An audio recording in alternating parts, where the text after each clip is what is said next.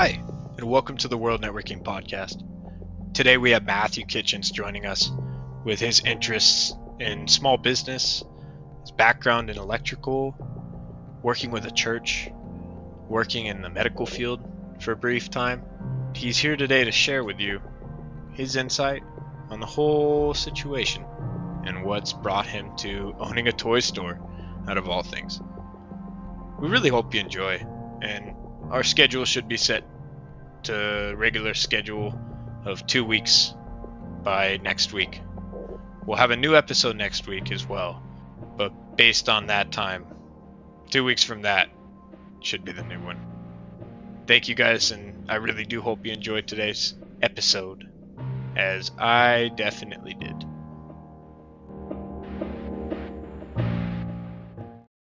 Hi, welcome to the World Networking Podcast, and today we have Matthew Kitchens joining us. Matthew, what's something you'd like to introduce about yourself? Hey, thanks for having me on. Something about myself. I am a 46-year-old father of 5, husband of 1 wife, living in rural Northern California. Well, how's life up there? It's fantastic.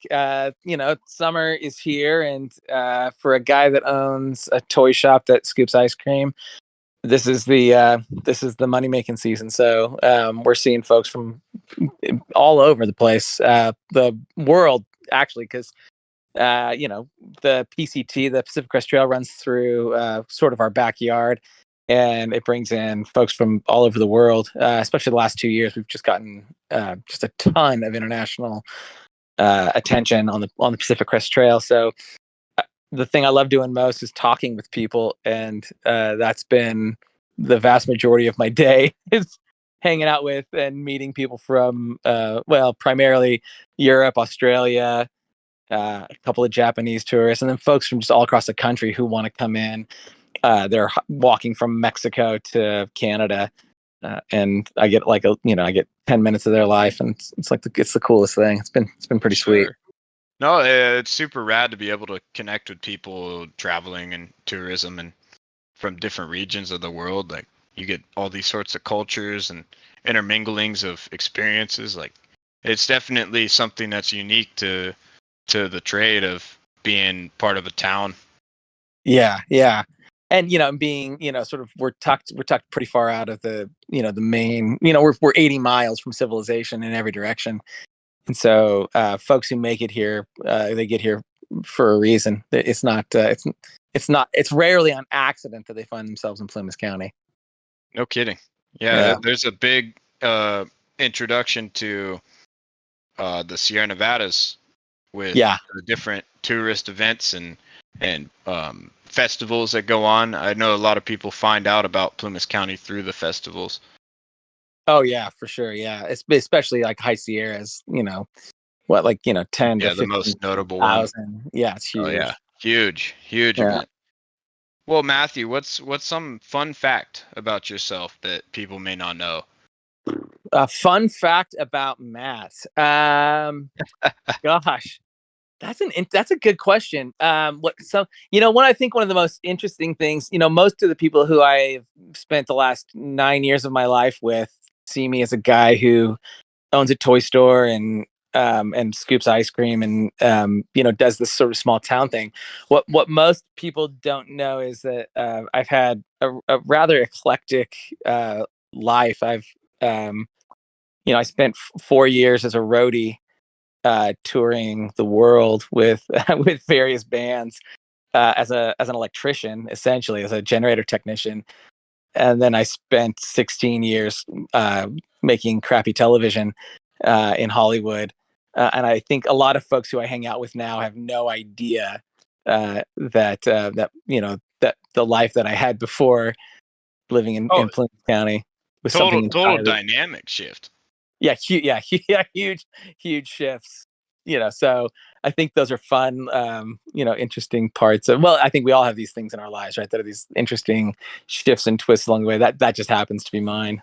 Oh, absolutely. And one I know about you is you're quite the daredevil when it comes to heights and and jumping. I know I've seen you jump some heights that I don't know if I could make them myself. So I commend you for that. Yeah, You got a thanks. adventurous spirit, but you own a Yeah. toy store, so you kind of have to. Well, yeah, especially if you're gonna cash in all your chips, making a really decent living in Los Angeles, and then you cash in all your chips so you can be your own boss and own your own shop.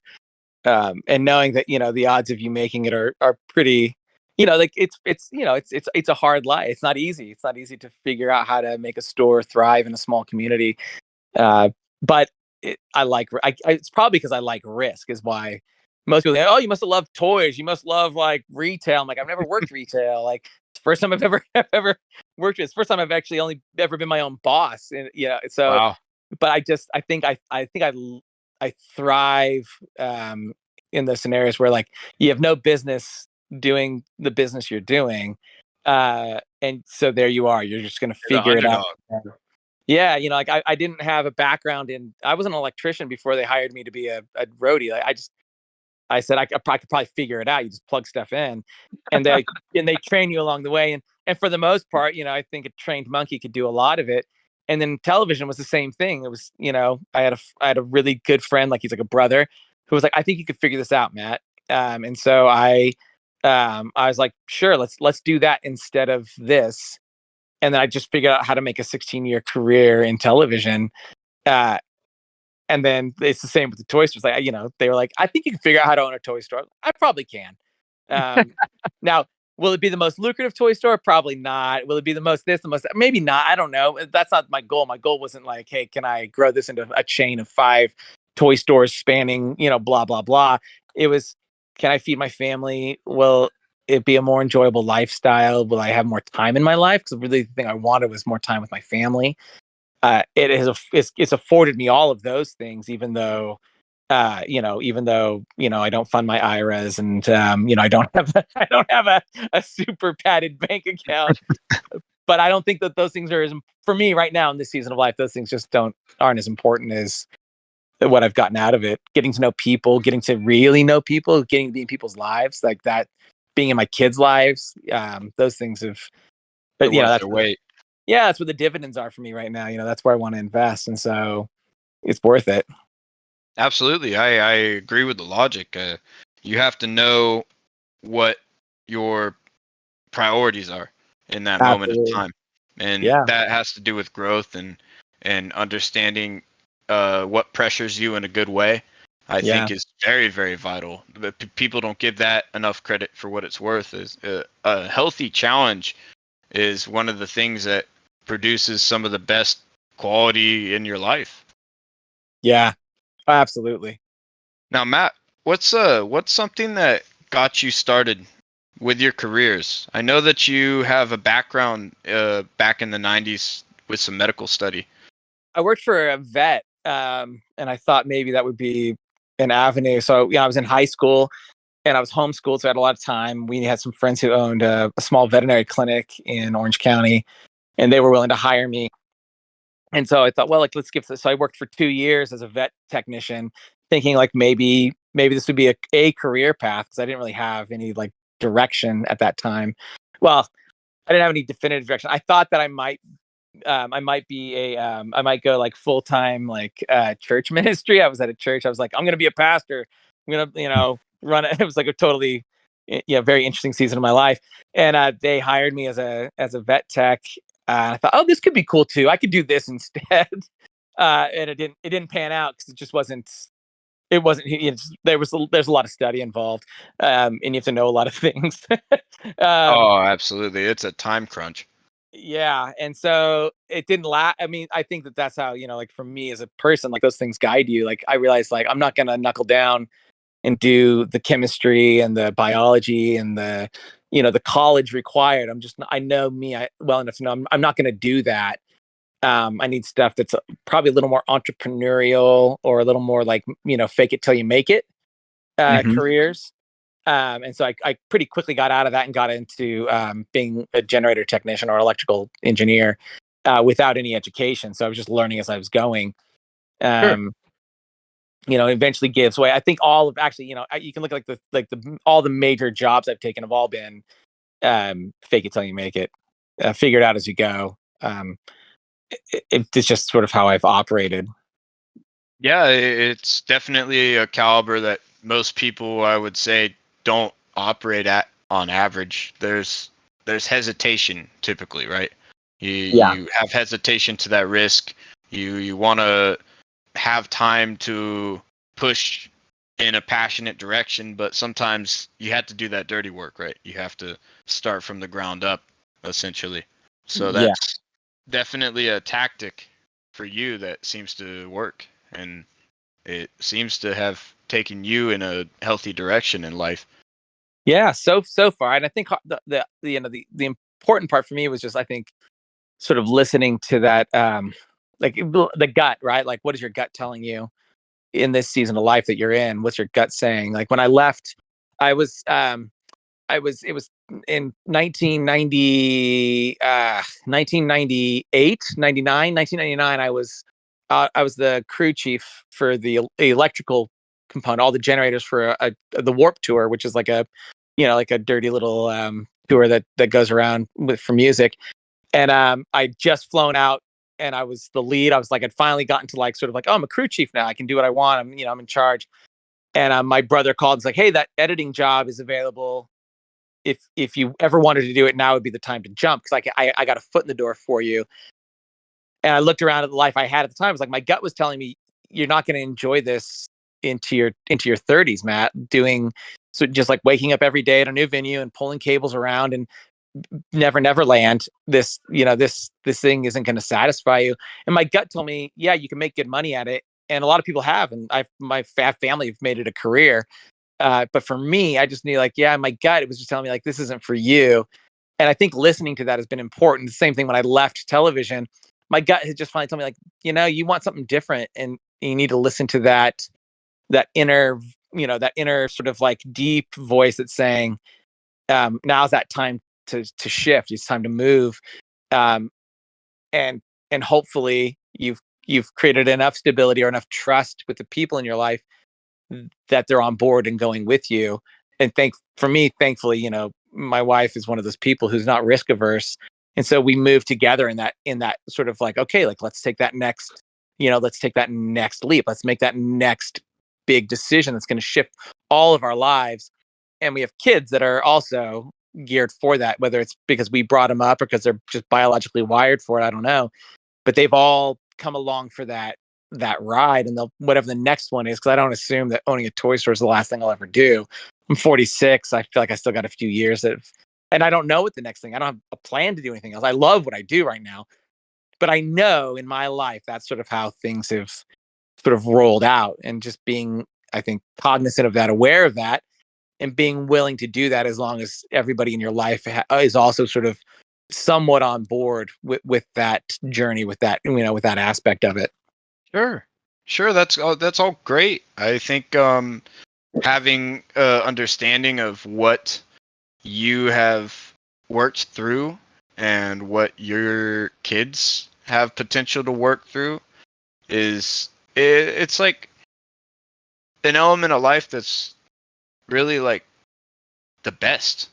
Having the chance to pass on that information and show them that you can make it even if you're unsure about what your next moves are. It's You don't always have to be assured if something's going to work out. That's how I feel life Yeah. kind Yep. of ends up moving. It's unexpected direction sometimes, and you don't really know where your best potential is. So like you Yeah. said, you're happy where you're at, but you do have potential for growth. Everyone has potential for growth, and maybe owning two toy stores down the road is something that you would Right. consider. You would Yeah. never know right now, though. The Matt in this present moment is balanced, and that's good. Yeah. Exactly. And that's it. Like, it's being open for that, knowing that that could be a possibility, but being content at the same time with exactly what I've got right now. I think for me, that's been it's been a hard thing to come to. It's been one of those like life journey things where it's that contentment of I'm not settling. I'm content. I'm content with sort of where we are right now, knowing that things will change and things will shift, and being able to roll with that is important for me. Um, but being Exactly. able to be happy in this moment, or to be comfortable with this moment, I like, yeah, it's nice. Like, I know there are people with more ambition and more drive in particular areas that might not be with and that's, I think that's great. We need people who have that kind of determinative drive, that want to make those advances and leaps. But for me, for where I'm at, like, yeah, I'm a lot. I'm really enjoying this season of life where we've landed right now.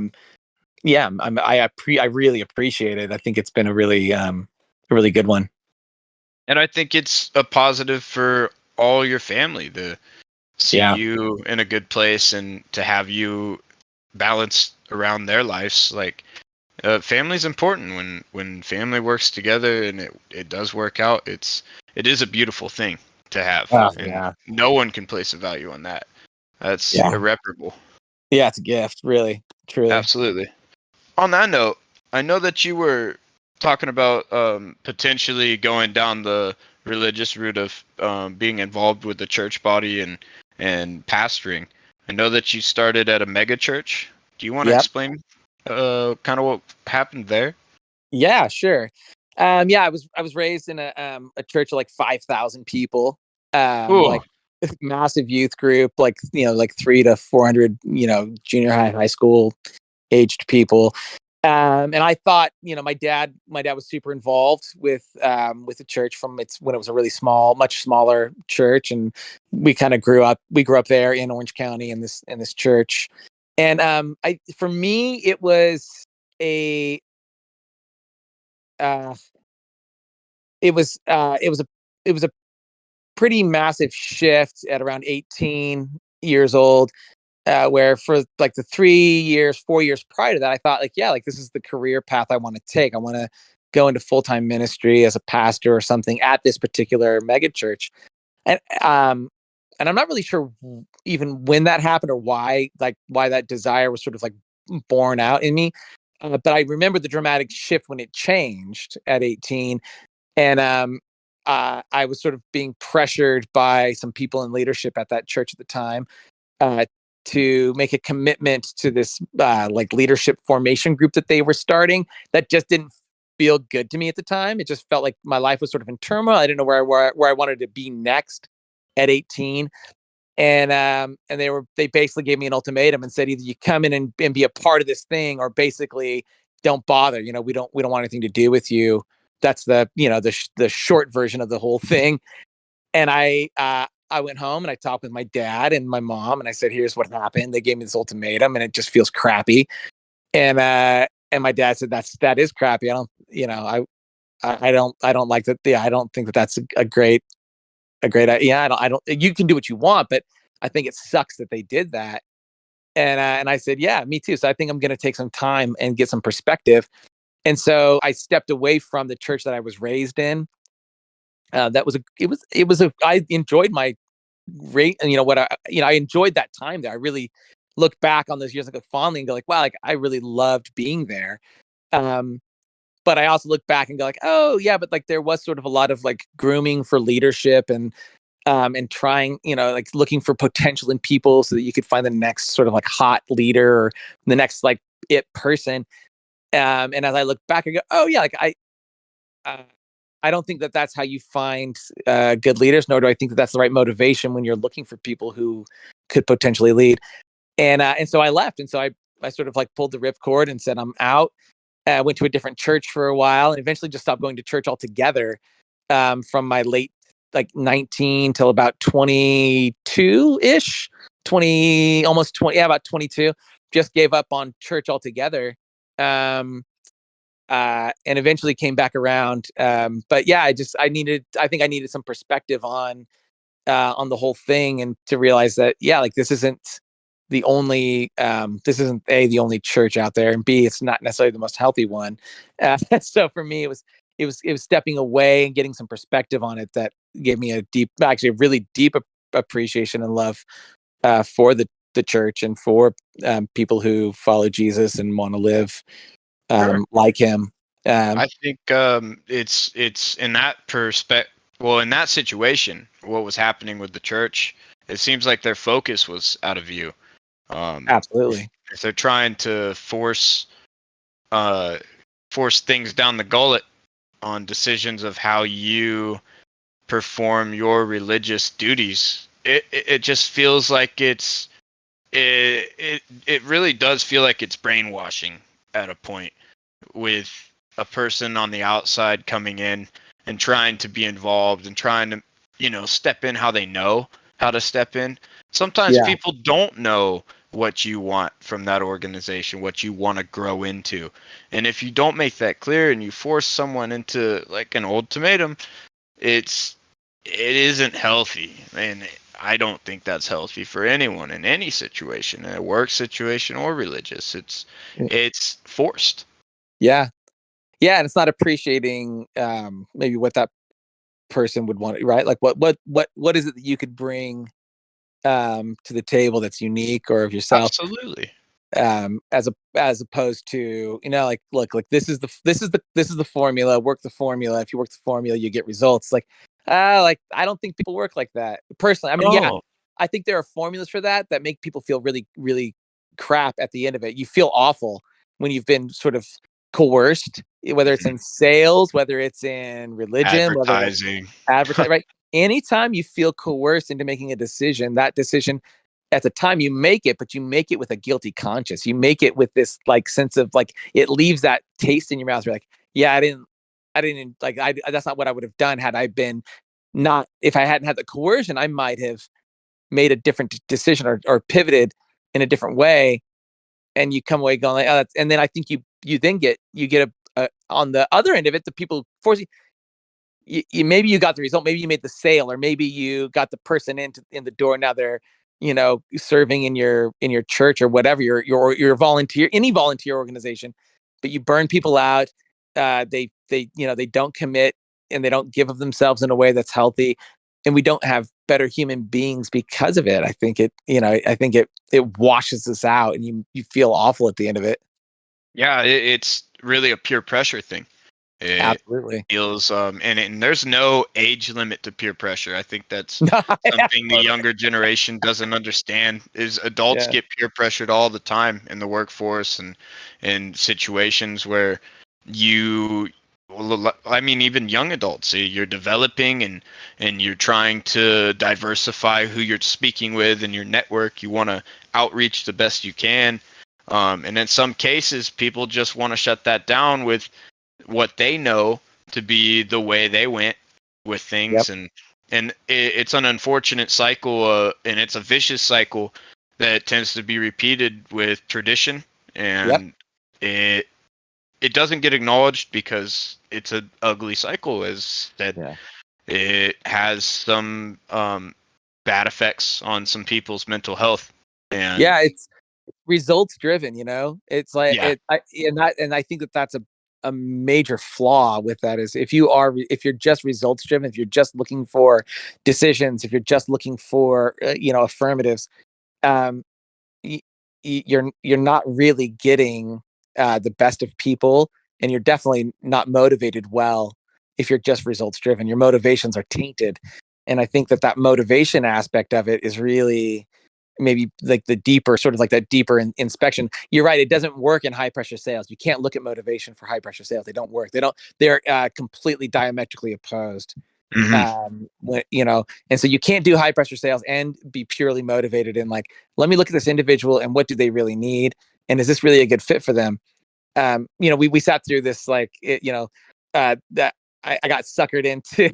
I got suckered into a 3 night stay in Tahoe at our new resort from Holiday Inn, and I was like, I do Holiday Inn points because we stay in Holiday Inns when we travel, and they're like, we got this great, it's like we're basically going to give you a free 3 night stay at our brand new resort in Tahoe, and I was like, that sounds awesome. Like, what do I got to do? Like, it's 100. You put $100 down, and then that gets you the whole weekend. Yeah, the guy didn't tell me there was one of those like you got to go listen to them sell you on a timeshare, and I was like, you dirty dog, and then I couldn't get my money back. So we went. I took the family. I was like, let's go. Look, what's the worst? They're going to make us sit for 2 hours, a 2 hour commitment. They're going to walk us through their thing. We say no, and we got a free, right? The whole thing was awful. Like the whole 2 hour experience was atrocious because the gal that sat across me, her motivation was just to close this. When I told her this doesn't fit financially for my life, and we're like, here are all the things, and here's the reasons why. It was like pulling teeth to get out of there. It was like every which way trying to force you into this, like, no, like this works for your life, and let me show you why. Let me just get any dollar amount out of you that I can, because that's her job. Her job is yeses, closing. And I'm like, oh, this is a crappy way to treat people. Nobody feels good after this. I can't believe that you feel good at this unless your only motivation is making money. If that's your pure, like, then we're on different planets. We're already in different places. I can't get, and I work in sales. Like my job is to sell stuff, but I sleep good at night because I know that every day in my store, with as much as I can say, with as much pure motivation, I don't I don't force people into buying anything that I don't think would be good for them. In fact, oftentimes I tell people this probably isn't a good fit for you. I know this game costs more than this game, but I don't think this is the right game for you, because I would rather sleep well, and I would rather them get the thing that, whatever that thing is that they really need right now, not the thing that I would want to try and push on them. I think I think it does better in sales, because then I think they'll come back, and maybe that's the only sale they'll ever make in my store. The only purchase they ever make. I would still rather than make one like positive emotional connection to my shop and to me than make one sale and then feel crappy at the end of it. I just can't do it. It's just not in me. Absolutely. And people should respect the power that small business has with honest sales.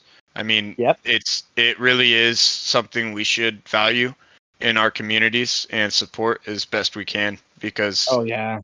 I mean, people cut corners, like you said, for money. People all have financial deficit or quotas to Yeah. reach, and it does blind you to the fact that you're gaining something from the perspective of society as a whole. It's Did I a lose you? whole industry. Oh, Yeah. did you lose me?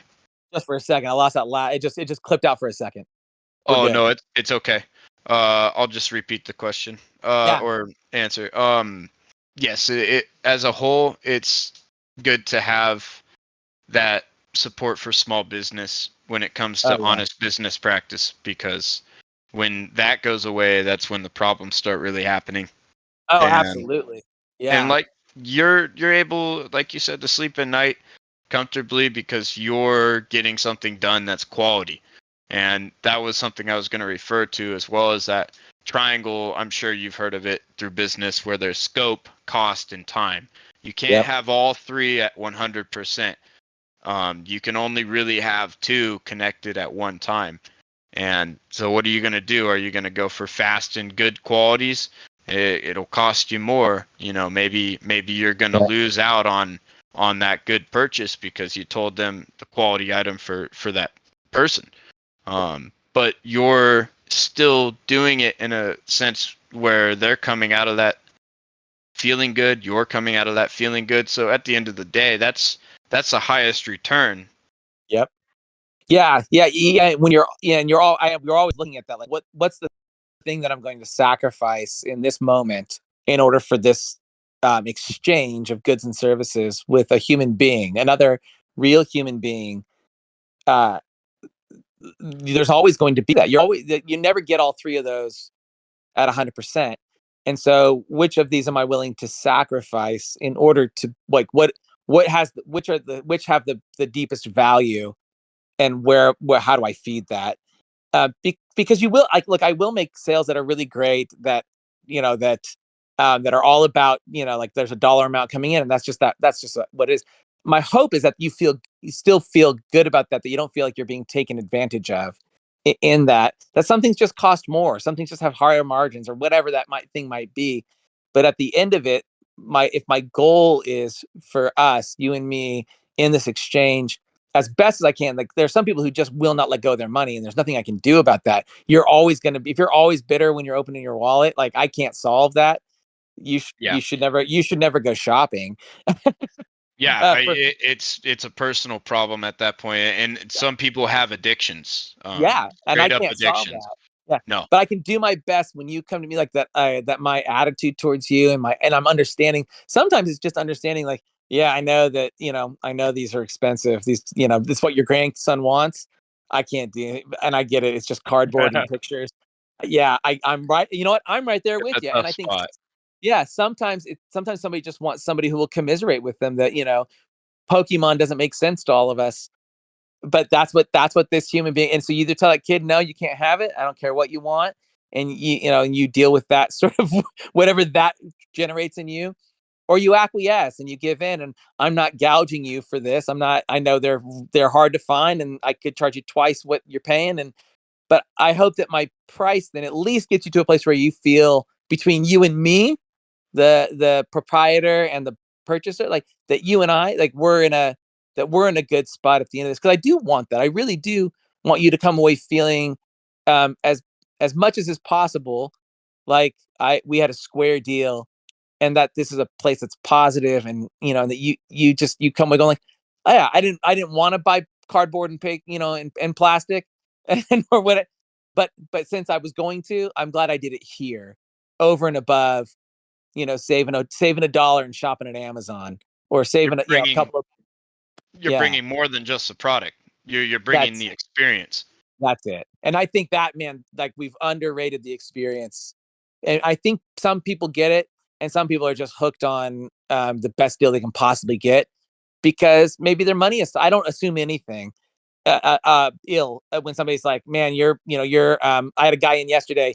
Your D&D books are $50. I just paid $20 a book on eBay. I said, man, like that's a good find. You made a good purchase. I just affirm it. I can't afford to sell them for Yeah. that. That's less than I paid for them. Yeah. You got somebody somewhere who, I don't know whether they stole those books, whether You they never know. You never whether they know. were I given mean, to them and they just didn't want them. I have no idea. But man, way to go, man. Way to land like a really solid. Mine happened to cost this because that's what it costs to keep the lights on and run the, yep. and run the heat in the winter and pay these really awesome people who I get to work with, like all of the things. um but I hope that your experience getting to come here and look through all the D&D books, and I hope that you came away feeling great about that. Like, that's the best I can do. Yeah, that's uh what you can offer. And then yeah, that's what you open your doors for, right? You that's open your right. doors for an opportunity for sales and an opportunity for interactions. That's it. Yep. And I think both of those go hand for me. Like that's the joy for me. Really, is like I tell people all the time. Like I feel blessed to have a toy store because people come in happy. They're stoked to be here. What a gift to get to be like, not not that selling tires isn't exciting, but I think most people go to buy tires because their tire's blown out. And the last thing they want to do is spend $250 on a new tire. But they come into my shop and they're just stoked. Like, oh, like these are things that we don't need. These are things we want. And Mhm. it's a super cool.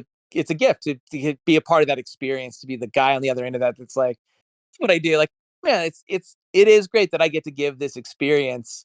And I think that thing feeds me in a way that's, I could probably sell other stuff now that I know how to do sales. Like, oh yeah, I could probably sell this stuff. I'm glad and I'm thankful that I get to sell the things that I'm selling, and make, my kids are fed, and we get to go on Gotcha. vacation. Yeah. Yeah, it's good. It's a Yeah. gift. It's and if it counts for anything, and just for the viewers, I have known Matt since 2016, Yeah, 2015, something around that. yeah, I was 15, 16 when I met you, and I grew up in the same town that his toy store is in, and I met the original owners of the toy store before Matt. I knew them fairly well. I would go in all the time, and I was a kid, so of course I'd go into the the toy store. Who yeah, what kid doesn't want to go into the toy store? But I don't miss that toy store one bit, because if I did, I would miss the opportunities I've had with you in that store, and interacting and spending hours discussing and yeah, just bantering about life, and, yeah, and honest things. and yeah, and it's not to discredit the previous store's history. They had a great time with the community, and I know a lot of people that feel the same way. And it as time transitions, things change, businesses hands change, And I'm glad that they changed into your hands because you've done a great job with the property and with what you're doing with the community. It's greatly appreciated, and you've put Quincy on a certain level of respect with the community. People understand that they can go and find good business there because of business owners like you. And that's something that I definitely want to push an appreciation on this podcast because Thanks, business man. owners need that kind of appreciation sometimes. I appreciate that. Thanks. Yeah. When we bought the shop, we recognized that we had a unique opportunity to not destroy somebody's childhood, sort of like this store is that maybe it's the first toy store that they went in, ever. And so Totally. there's this really cool, like, yeah, like I, I love that, you're I don't want to dismantle anybody's childhood memories of a great store, but being able to add to that, so like capitalizing on this amazing place that they created, and then saying what we want to do is sort of put our own little stamp on that for who we are, and sort of what do we bring that could help uh, elevate this or take this to the next level. Like what would that look like? And it's bringing ourselves, like who are we? What kind of people are my wife and I and our kids? Like what are the values and the things we embrace, and how we love, truly we love people. We love uh, being involved with people, and so how can we do that? Then then you just start like living that out. You live those values out in your shop, because as somebody told me, as a small business owner, you are your business, whether you like it or not. No matter what you're selling, if you're a small business owner, you, the owner, you are your business, and so those things will come across. You will, sort of exude those things. So capitalize on those really good parts, and the areas where where you're a little bit weak, yeah, like do your best, and then hire a great bookkeeper and somebody who can do your taxes, because you're not, for me, I'm not gonna be good at everything. I can't be good at everything, but Nope. really maximize in those areas, and that'll pay out. Like that stuff will return dividends to you, um in the end. It just, but do that, so anyway, that's sort of like, that's where that's where I've launched. Like, all right, I like people, so like let's spend as much time with people as I can, because that's where the business is going to thrive. Absolutely. And that's where your interest is. So you're going to always Absolutely. be interested to go into work, which Yeah, is important. every day, man. Oh man, I love showing up every day in my shop, man. There's never a day where I'm bummed to be here. Oh, Truly, and like, I love it. that's wonderful, man. Yeah. It makes me really happy because I know that you've put the work in, and it would really be upsetting to see you unhappy, after putting so much time. It would. Maybe It the kids would. got to you. Oh man, I just want so many toys. Oh. Oh, yeah, but Yeah. it's definitely a unique thing, owning a Yeah. toy store. I could imagine the situations with people. It's one thing to work in like a restaurant or as an Yep. auto mechanic, but when it comes to toys, like you said, the joy that must be experienced sometimes when kids come Yeah. in and they finally get that thing they were waiting to get. Yep. It's super special, man, and It it, is, man. It's a get. I know not everybody can own a toy store. Otherwise, all we'd have is toy stores.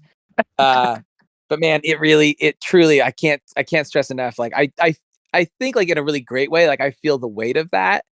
And the response. I don't want to say, maybe it is a responsibility for me. I see it as a responsibility of, um, every little person, every young person who comes into my shop, especially, like I have this really wonderful, unique opportunity to be different than maybe some other toy stores they've been in, or maybe it's their first kind of toy store experience.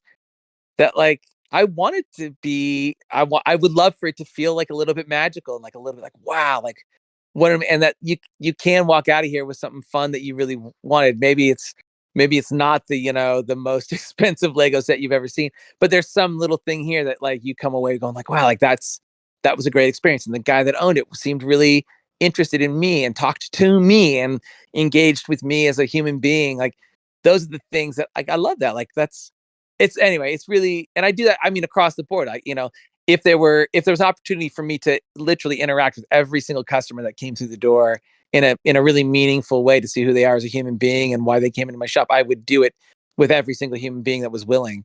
It's my goal anyway. It's what I Strive. love doing. Yeah. Yeah, yeah, absolutely. Knowing that I have limitations, the store gets busy and it's summertime, you're scooping ice cream, and yeah, you don't get maybe as much time. But like the heart behind it, the motivation behind it is, I would love to know you as an individual, as a human being right now. Where are you? What like how can I interact with you in a way that would show you that um, You're keeping for that lack authenticity.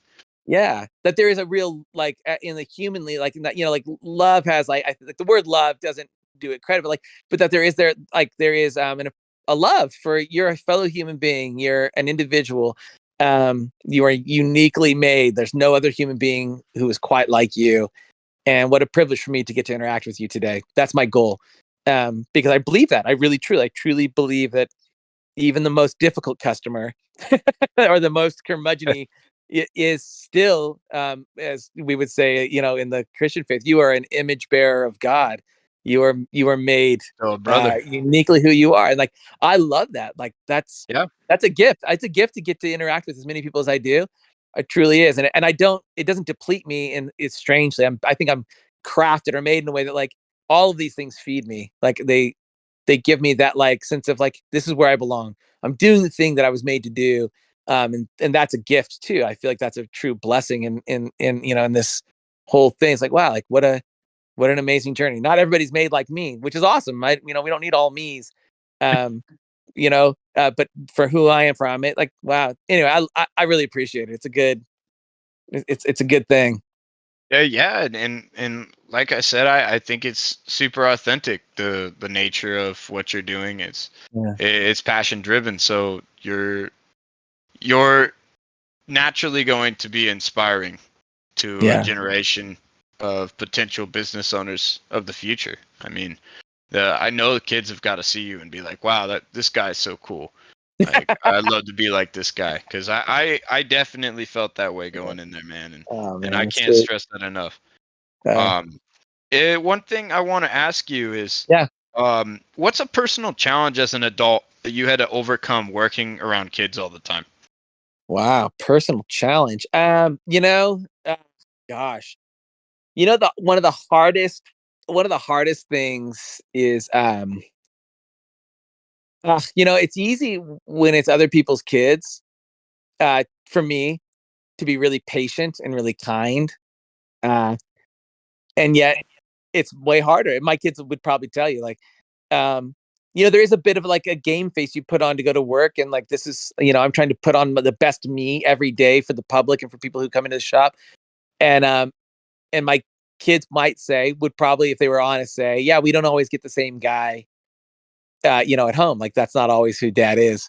Um, and I think that's a challenge for me because I don't like being duplicitous or, compartmentalizing my life. I want to be the same kind, patient, dad at home to my own kids that I am to my customers and their kids who come in. Yet I recognize that there is a disparity there.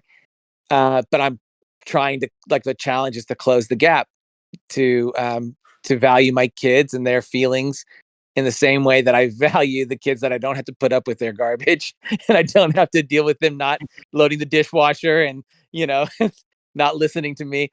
Um, and they recognize that, right? That they're my kid, but my goal, my challenge is really to close that gap. I want to be, a singular person. I want to have the same patience at home that I am with my kids when they come in the shop as I do with, Joe and Sally's kids from over the hill.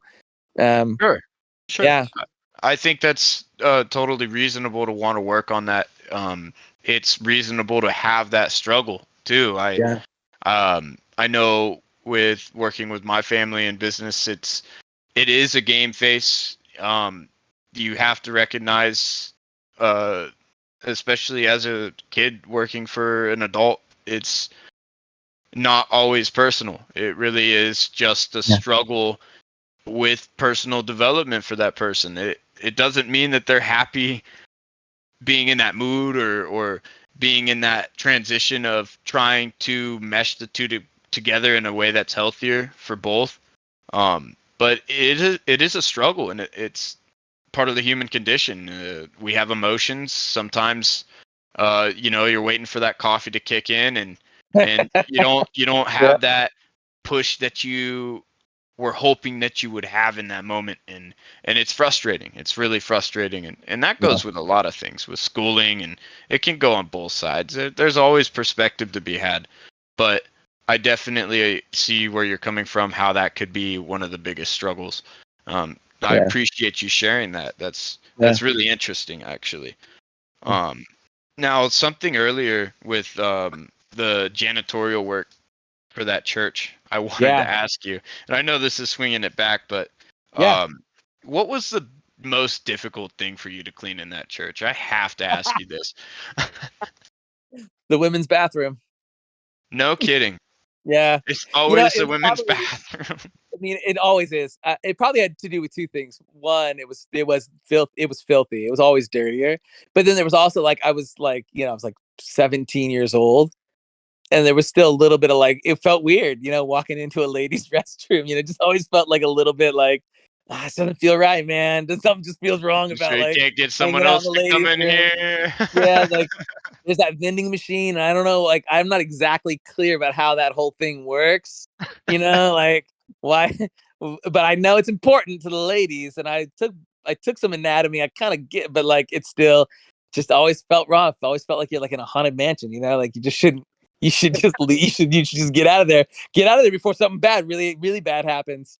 Oh my gosh. I should have guessed. I should have guessed. That wasn't even on my list of guesses. Yeah. I expect the unexpected, as they say. My favorite thing to clean up, strangely, they had a like a school there. They did like a private school on site. My favorite place to clean was the cafeteria. It No was kidding. like, yeah, I think it's because I got left alone Yeah. and I could just like I had a Walkman at the time because this is right. You got stuck. This is '90s, bro. We didn't have No MP3s. iPods. I was yeah, so I'd throw on. I think I had a Discman actually, and I'd throw that Discman on. And I could just listen to like whatever music I wanted to listen to, and just mop that place out. It was just like it was cathartic. It was just like yep, you knew beginning to end exactly what you needed to do, and everybody would just leave. Nobody else wanted to do it either. I was like, I got that. I got the cafeteria. Don't you worry about it. Matt's on the case. Yep, just leave me alone. I got it. I love that. Yeah. Sometimes that's the best, man. It's just getting in the groove. Yeah, just fine. Yeah, I still like to, even though I love being here. It's like all people all the time, but like I love mowing my own lawn. My kids Yeah. do it mostly. My 11-year-old does most of the mowing at home. But like, there's just something about just like put on the noise canceling ear, boom, and like I got it mapped out. Just like go out and just mow the lawn. It's like this is the next 45 minutes of my life right now. Is getting the back pasture cut down, and there's just something cathartic about working hard and sweating and just getting into it. Sure, yeah. That's why I love doing side work up there. I absolutely love just getting in the zone and you know getting my list of things to do, and okay, like let me plot this out. Let me plan my day, and yeah, it's simple, but it's so rewarding once you, especially if it's something physical. Like I Oh can't stress yeah, that enough. It's really the physical aspect. We're meant to be moving. Humans are meant to be physical, absolutely. man. Oh yeah. Yeah, when like I mean that's like it's I think it's minimized, like that you get all these amazing chemical reactions in your body when you go out and physically work hard and accomplish something.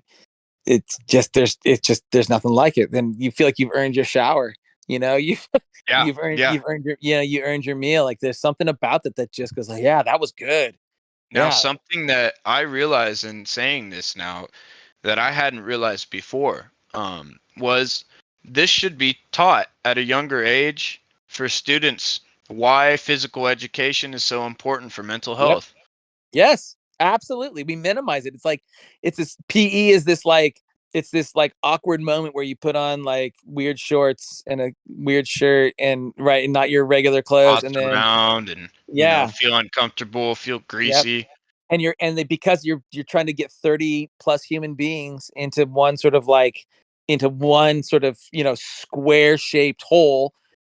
you don't have a lot of time or space for them as an individual. Like, what would feel good for you physically, to like, what kinds of things would motivate you to want to be physically active? They really, I don't know. I mean, I haven't been in school in a while. That's not what I see. It wasn't my experience in junior high.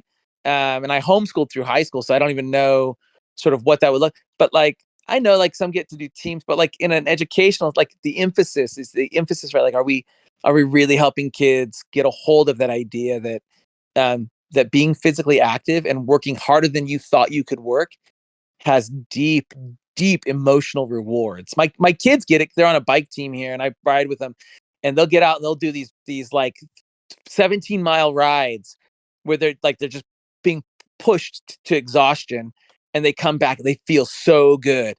They just come back pumped. They're so stoked for like how far I they just rode and did how that. hard they worked. Yeah, it's so good.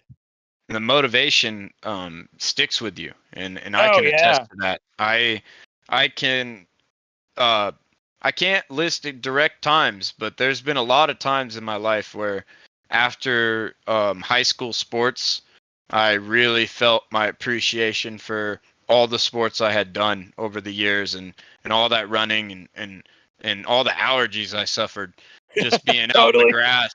I mean, that was miserable for me. It was, Yeah. I would cry sometimes coming Yeah. out of those practices. It would be Yep. brutal.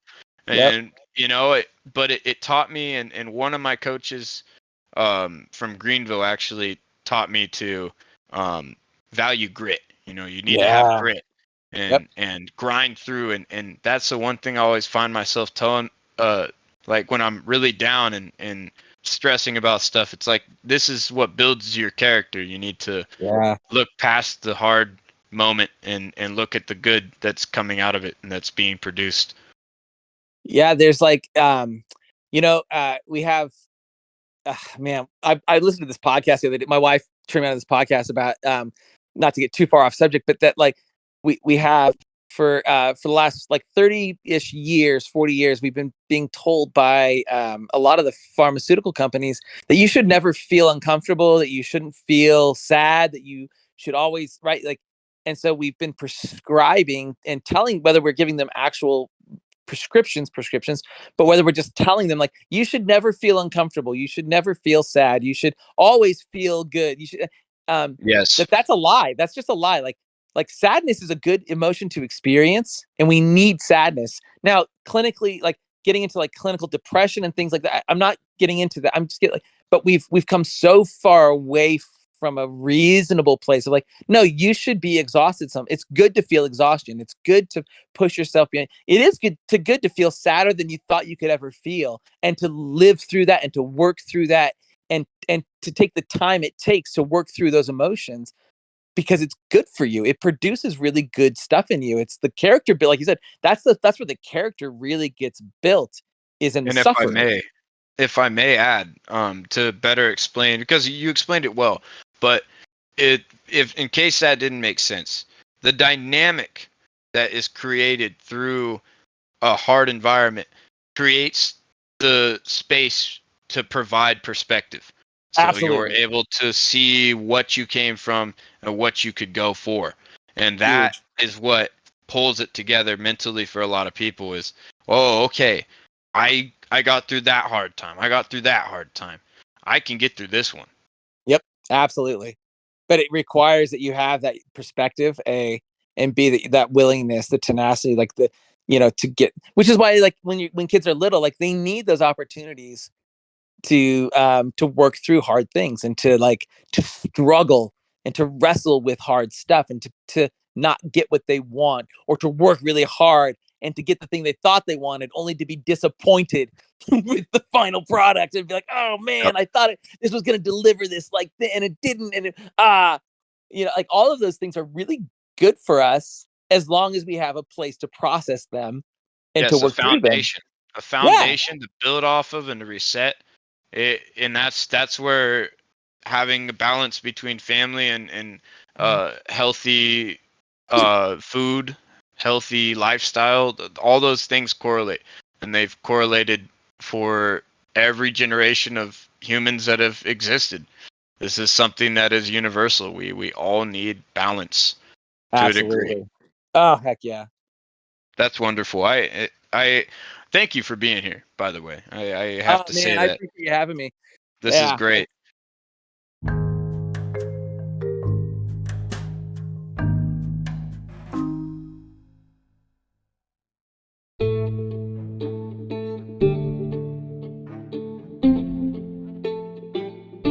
If you're ever in downtown Quincy, look to escape that seasonal heat at the toy store. From quality tabletop games to recreational toys, down to ice cream, the toy store carries all the best entertainment for the whole family, both in and out of the store. If you're ever in need of a friendly meet, head on down to the toy store located downtown Quincy, California. The link for the business website can be found below in this episode's description. Feel free to give it a visit and see the features yourself.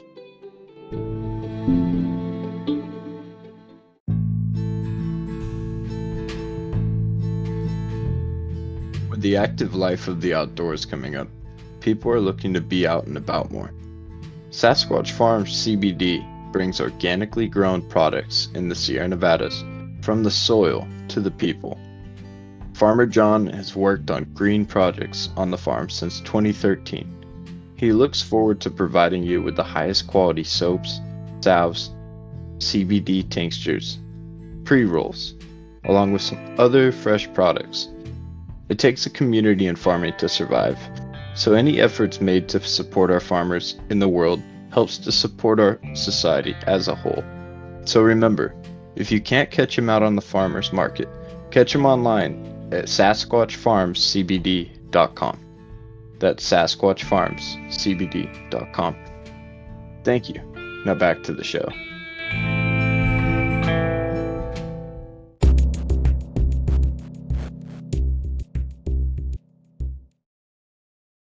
Something I wanted to get back on base with was the power technician job you were working. Yeah. Did your time here lead you to wanting to further your career in the electrical trade?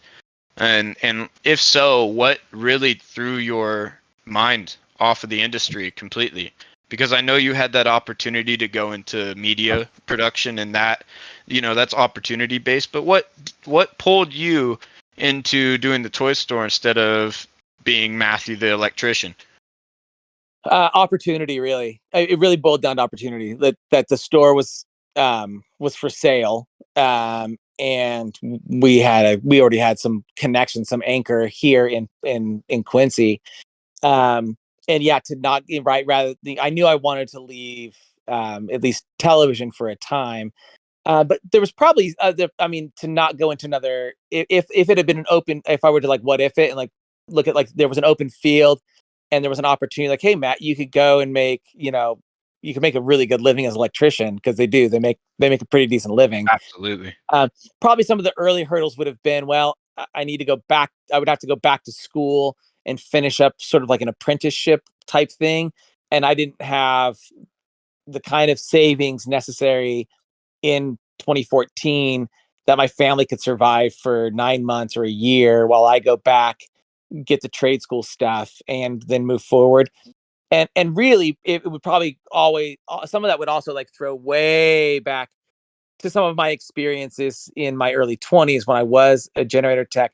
I know how smart those guys are, and I don't pretend to have the working understanding for how my brain has worked to figure out a lot of the stuff that those guys figure out.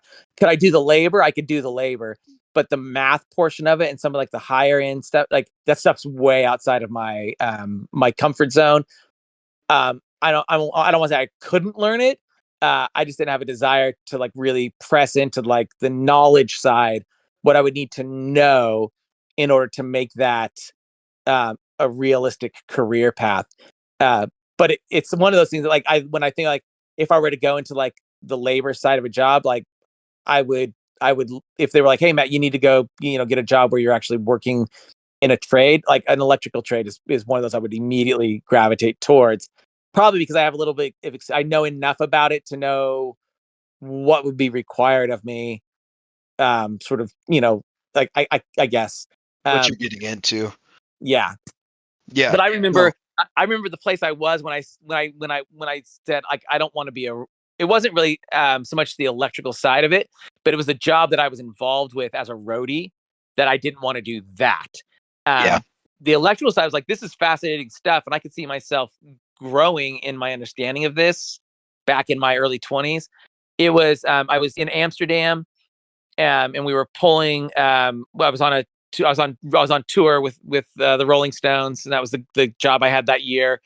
And we were in Amsterdam at the Ajax Stadium, and it was this like massive cable pull. It was like the coolest cable pull you could think of. It was up the out. It was like we had to go up the outside of a stadium, into anyways this crazy pull. It looked amazing, and I remember going like this is one of the coolest. Like everybody there was like, this is one of the coolest pulls you've done. It's like really neat. It's really good.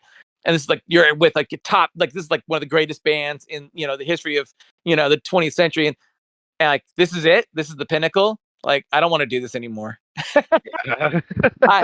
I don't want this to be the rest of my life. So I'm doing this right now. But like if this is the top, like I just looked around like I don't want this life. I don't want this road life. It's just not the life for me, for Matt. This isn't going to be perspective. Life-giving, yeah. And so then from that moment moving forward, it was me looking for the next opportunity. Where else could I plant some seeds or put some eggs in a different basket in order to get out of this? And the opportunity just happened to be television. It was just what worked out, what was in the cards for me. So that checks out. From what you described, it seems like there were a lot of fascinating elements to electrical that even not knowing the up to par what maybe the typical journeyman would know, you still would have an interest if you ever had to go back. So that says, at least just for the viewer's sake, you would say that electrical really is a good trade. If you're interested, just know that it's going to take a lot of work. Oh yeah, I told my son, my oldest, who's 18, a couple years ago, when he was sort of like, I don't know what, he had an idea, you might want to go here, you might want to go there. It's like, you should if you looked at trades, you should seriously consider this as a trade if you were interested. If you but I'm the guy that's like, you should do where your heart follow sort of the path set before you. Where's your gut taking you? What are the things you're interested in, and walk those out. None of those are forever decisions, really. I don't care what industry you went into, whether you got your doctorate to go cut people open, or whether you went to trade school to become an electrician. Like that's not the final chapter of your book, in my opinion. You could shift gears in any amount of time, and I don't think it's a waste. I think that those experiences, each one of them, is important and valuable, and takes you to makes you the person you are.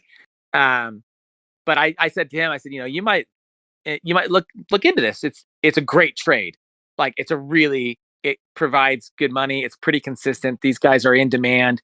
They will only be in higher demand because for some reason people don't see the value, generally speaking, in trades anymore. We're not promoting them as a culture, as a society, and I think that's a shame because I think they're worthwhile. They're honorable.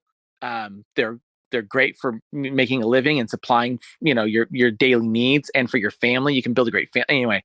Absolutely. That's what's pulled me into it. Yeah. I really want to do plumbing, not because I know it's going to be the cleanest job I could get away with doing, but it's something that I know I can provide with. And that feeling of having a skill, having an actual knowledge base with my body, I can tell my body, or I can teach my body to do this, and it's something that will stick with me through the times.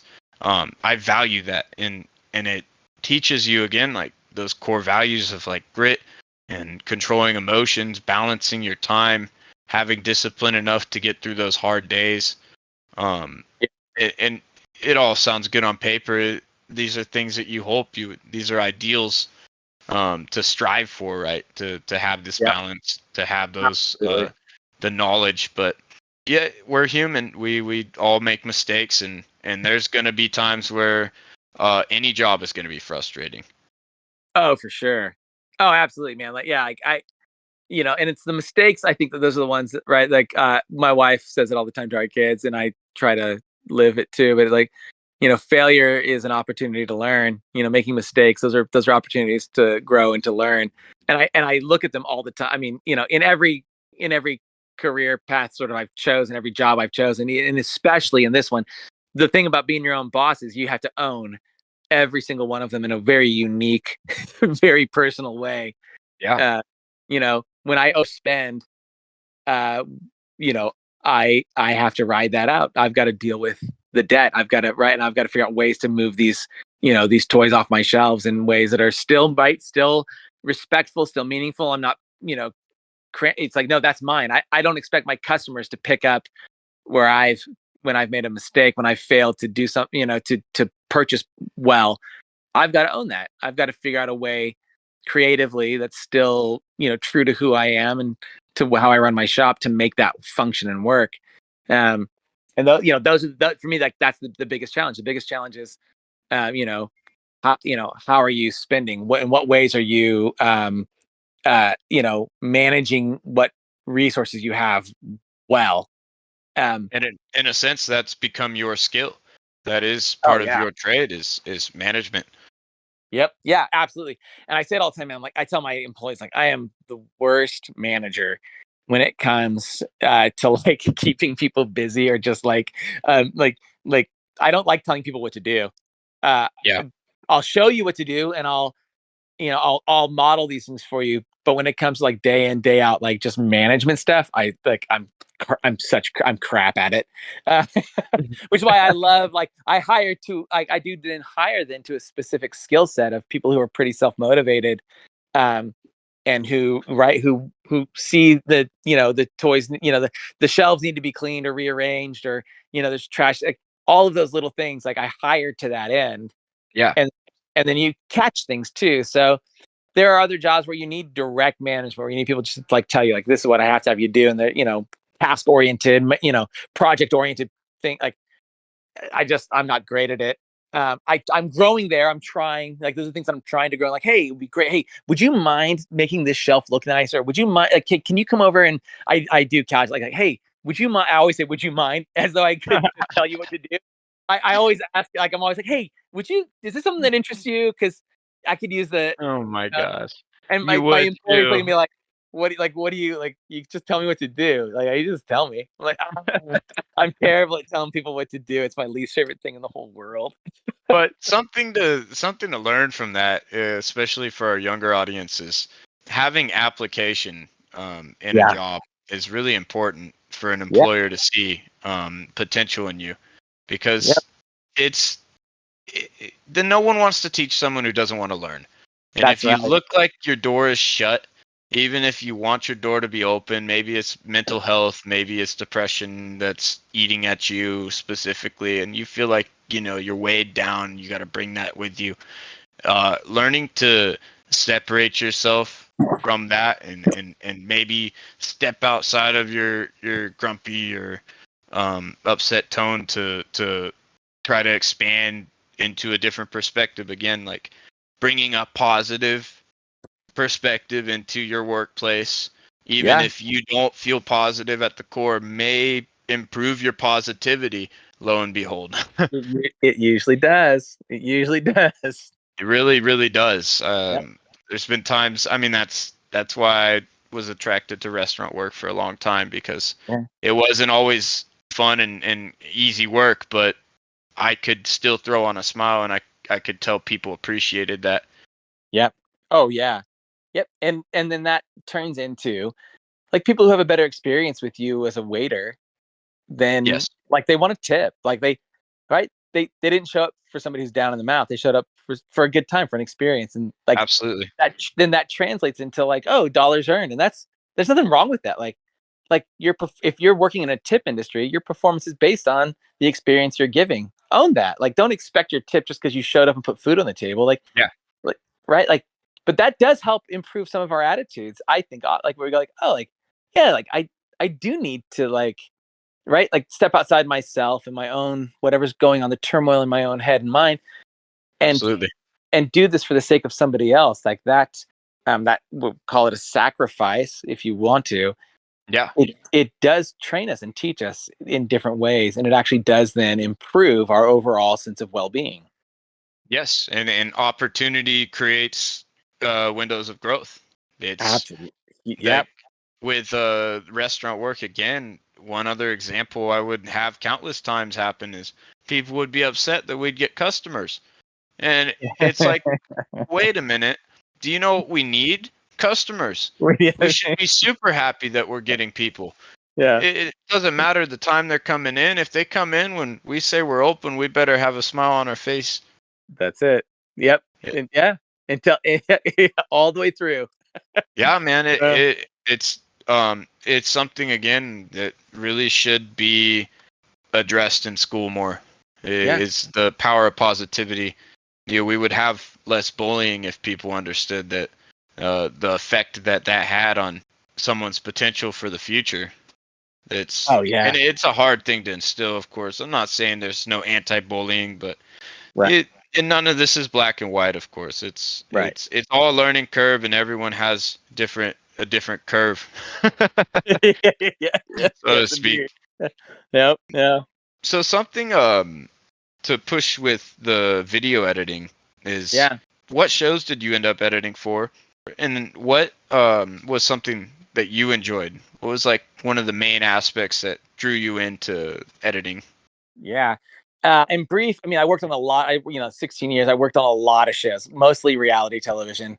I got my start at MTV, working for Behind the Music, and a show called Biorhythm, and that's snowballed into working for a production house that just did editing, and we worked on like dozens of different shows and specials and all kinds of stuff.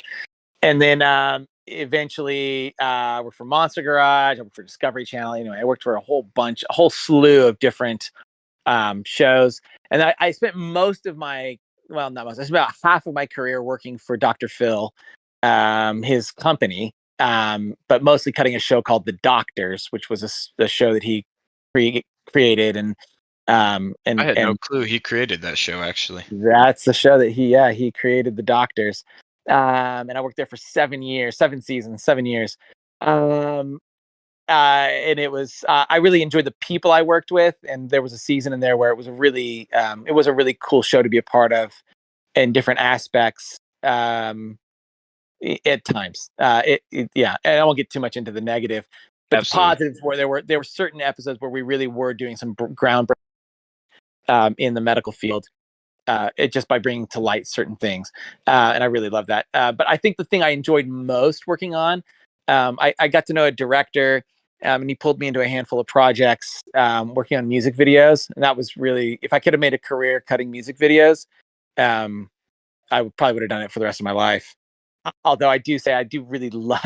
It's hard to imagine not only a toy store and like getting to hang out with people every day, but the creative aspect involved with making music videos. Because I love music. I'm an audiophile. I just love music with every fiber of my being. Music is the soundtrack of my life. It's emotional for me. It's cerebral. It's meditative. It's amazing. I really love music. And so then marrying creative picture to that was one of the coolest things I got to do. And I didn't work on any big music videos. They were mostly like smaller bands and nobody anybody's really ever heard of. But that was for me, like the coolest.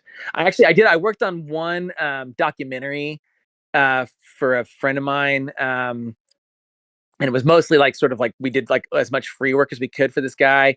Basically, it was bringing to light what is currently the slave trade is bigger now than it was during all of the American slavery. Just the atrocious nature of American slavery.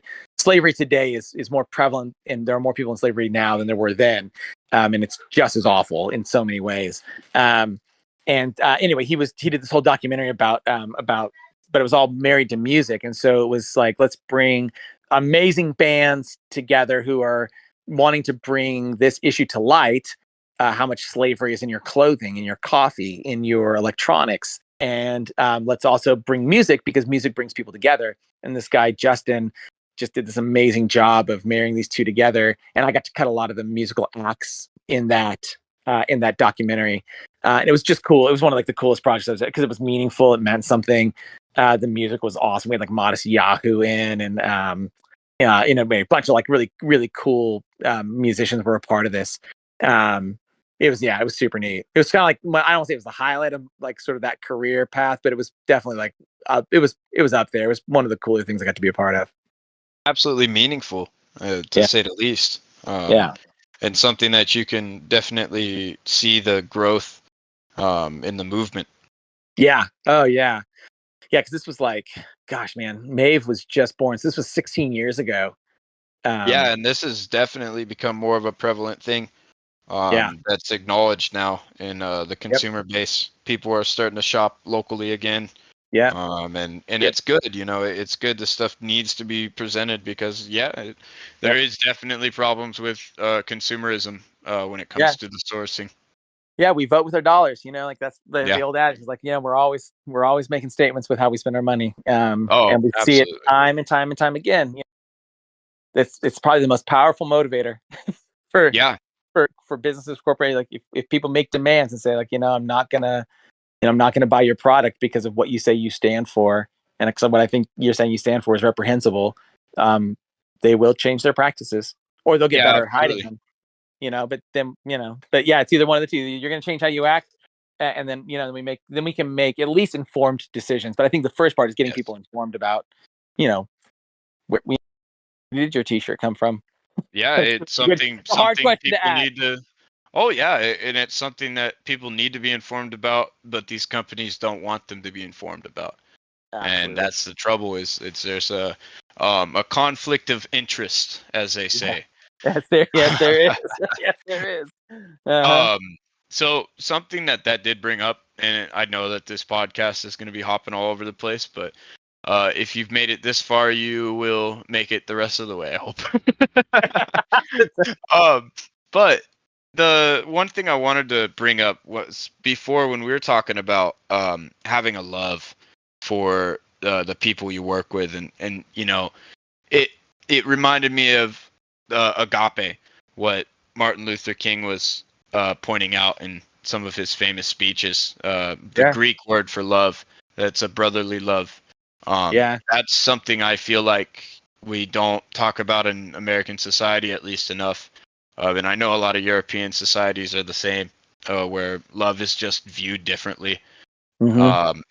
But I do feel like when you talk about the people were the best aspects in some of these industries, it really shows the power of having a team that you can appreciate and being in an environment that is supportive of the person you're trying to become.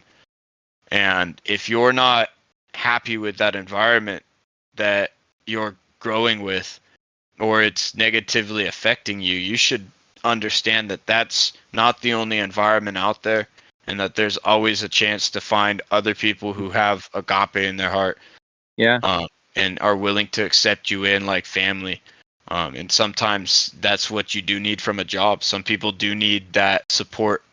Yeah, and I, like that's like that. There's like two aspects to that, right? You've got either, at least as I see, like either you are that agape in that environment, and hopefully being an agent of change in that, and at a certain point, you might say, I've got to divert. I've got to verge off. I've got to get off this train. I've got to take a left, because I recognize that maybe my time here is done, and there's just not. This isn't going to change here. But being sensitive to that, like no matter where you are in the environment you're in, personally taking that personal responsibility, like, I am going to, as much as I can, model this and exude this agape love, this brotherly love one for another. This part of who I am has to be expressed. And there might be a time where I say, you know what, this just isn't going to function here. I've got to go find this somewhere else. Yes, it's vital to know when to quit. Sometimes it is literally like that Kenny Rogers song. You gotta know when to hold them, and you gotta know when to fold. And being like, that's that journey of being some therapists will be, call it like being self-aware, right? Like that Yep. that idea that like you're looking around at the people who you're surrounding, you've been surrounded with, whether you chose to or whether you got thrust into it, and saying, I recognize not everybody's where I am, and I don't pretend like I've arrived. That I'm like like I'm the model It's citizen. Everybody magically should be like here. me. Yeah, that you appreciate that. And you're like, oh yeah, but like there's a point at which sometimes you go like, you know what, like my work here is done. Maybe there's nothing more I can do for this environment, this space, and it's time for me to move on. And then you begin looking for that exit so that you can then move on to that next place where you belong. Or sometimes it's like, you know what, like I've just got to hunker down into this. This is where I'm at. This is where I've been placed, and I just have to just Own it. be okay. Just own it. Be okay with that. And for that doesn't mean this is where I'm always going to be, but I'm here now, and so it doesn't give me an excuse to just check out and to not continue to put my best effort into this, and to, if it's suffering, then suffer and suffer well, because Yeah. suffering's a part of life. And if there's Yeah. and find the joy in those moments of saying, not with like that, like, oh, look at me, pat myself on the back, I'm suffering, but to go like, no, like I recognize this is a part of life, and I'm just gonna wade through this with this group of people because that's where I'm at right now, and I'm not going to not continue to love people, continue to treat people with dignity and respect, as best I know how in this moment. I agree. Yeah. I think that's a great way to put it and well worded. And Yeah. that actually leads us perfectly into this next question. I wanted to ask about the media industry. Is it pretty cutthroat, or is there just a lot of specialization? And on top of that, did you learn any tricks that helped you with your processes to be more efficient? Yeah. So in media, with my experience, so which is pretty limited. My experience is Of course. limited to post-production editing. Yes, it's incredibly cutthroat. It's all about dollars. It's it's not. It's mostly about dollars, and then it's also a lot about bros helping bros, right? Like, who do you know, and who can I help out in this, and how can I get my people forward? So who is as important as what you know, in my It's a lot experience. like the acting industry in It's that regard. 1,000%. Yeah. And I think that the tricks in that for me, I think one of the things in that industry in particular that can be incredibly calloused and jaded and suspicious, is being a person who is none of those things as best you can. So being a person that comes in, I would tell my boss at the last job I had, it's a beautiful day and I'm happy to be here. And if there was nothing for me to do at that moment because we were just in a moment of waiting for something, I'd be like, I am cheerfully standing by. My buddy Todd Modisette, shout out, bro. He he taught me that, actually. He was this amazing guy I worked with for my first few doctors. That would be his consistent response every time. It was like, there's nothing to do, we just need you to be here and be available for whatever might come next, even if nothing comes for a few hours. And he would always say, cheerfully standing by. And I love that. I was like, yep, I am not there's no complaint in my heart. I am ready to work when you want me to be working. I'm gonna be cheerfully standing by. It's like, oh man, I'm taking that, bro. I'm gonna steal that. I'm gonna make it my own. That's rad. Yeah, and it was like, and he lived it truly, and in a way that was like, oh, well, like I like that attitude. It's the one we should have, and I think that in that you end up standing out. Does that mean that you will get walked on? Absolutely.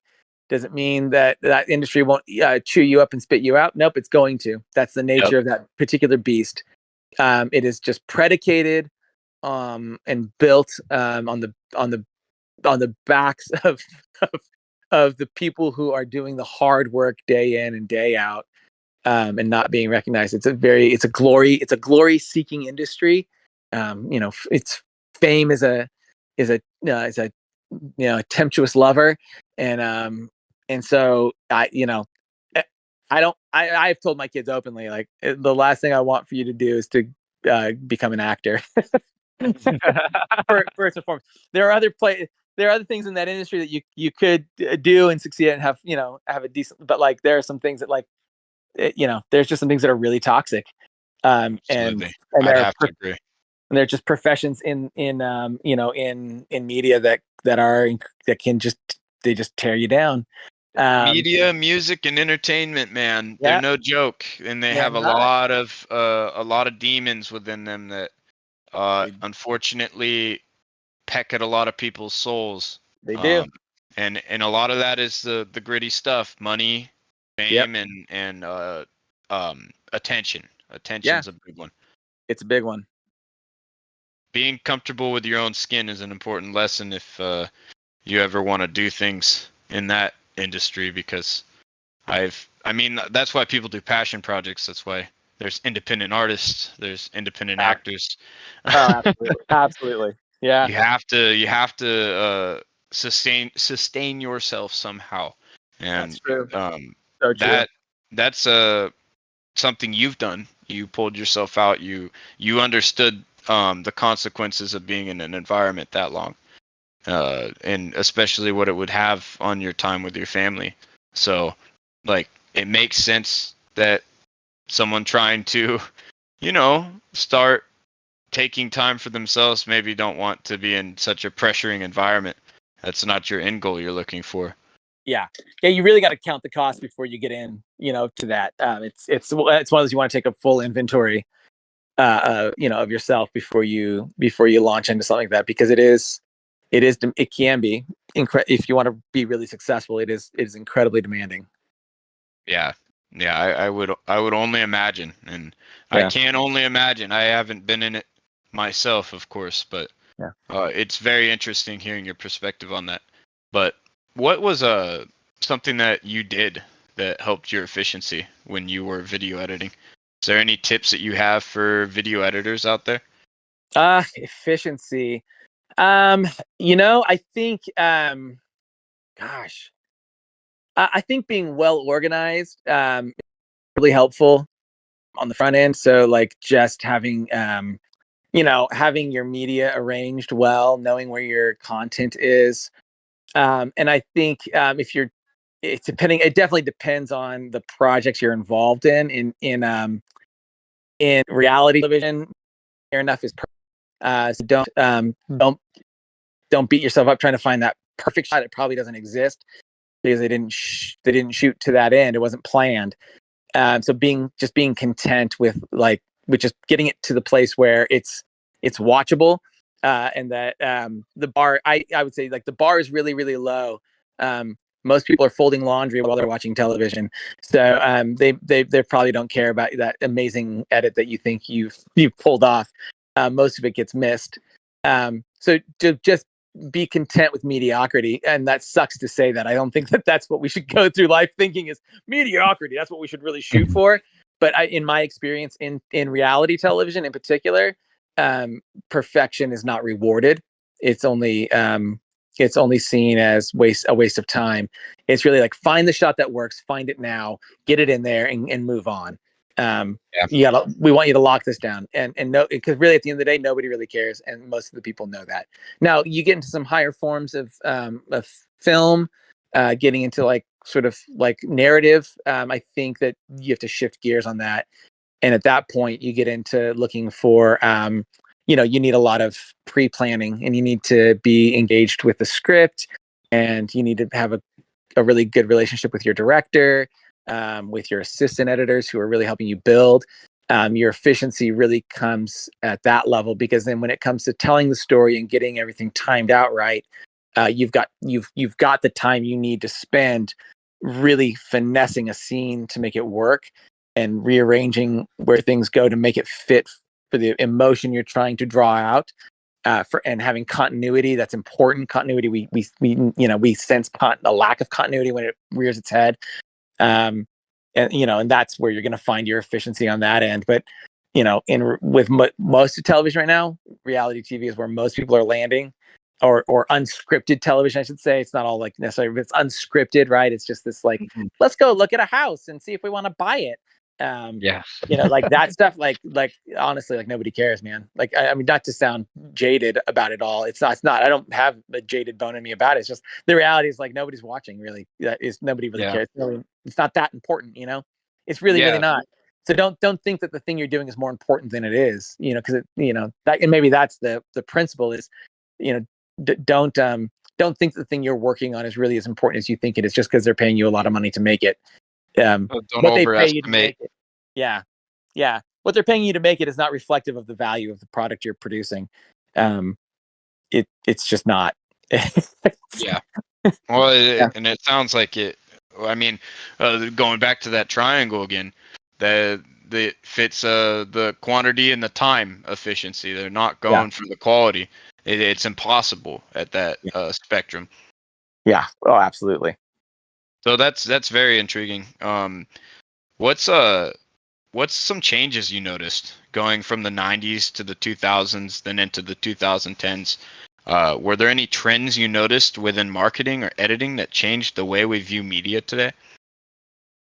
Yeah, huge changes. I mean, obviously, like being able to squeeze things into smaller. It's no big deal to have a 2 terabyte drive in your pocket, and so the availability of media storage changed who's making what we're viewing.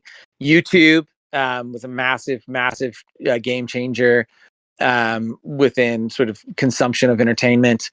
And I think that's probably the most significant. Being able to for anybody with a phone and a camera, video, an iPhone can make content that is that would generate dollars. Is a massive shift. It used to be in the 90s. It was relegated to people who had a lot of money. That's the only way you could get your content seen was if you had a lot of money and a lot of production value.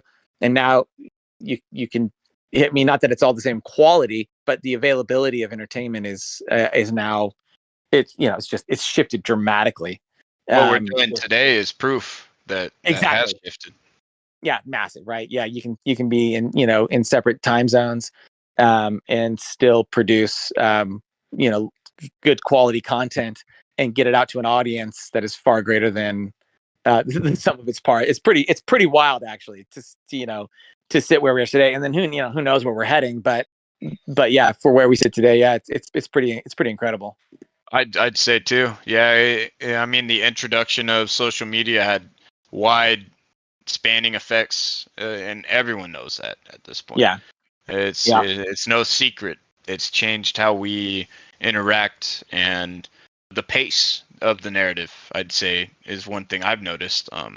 Shows you don't get 60 minutes as much as you get Desperate Housewives or The Bachelor or The Survivor. Yeah. I mean, it's because people want to produce something that's intriguing and unique.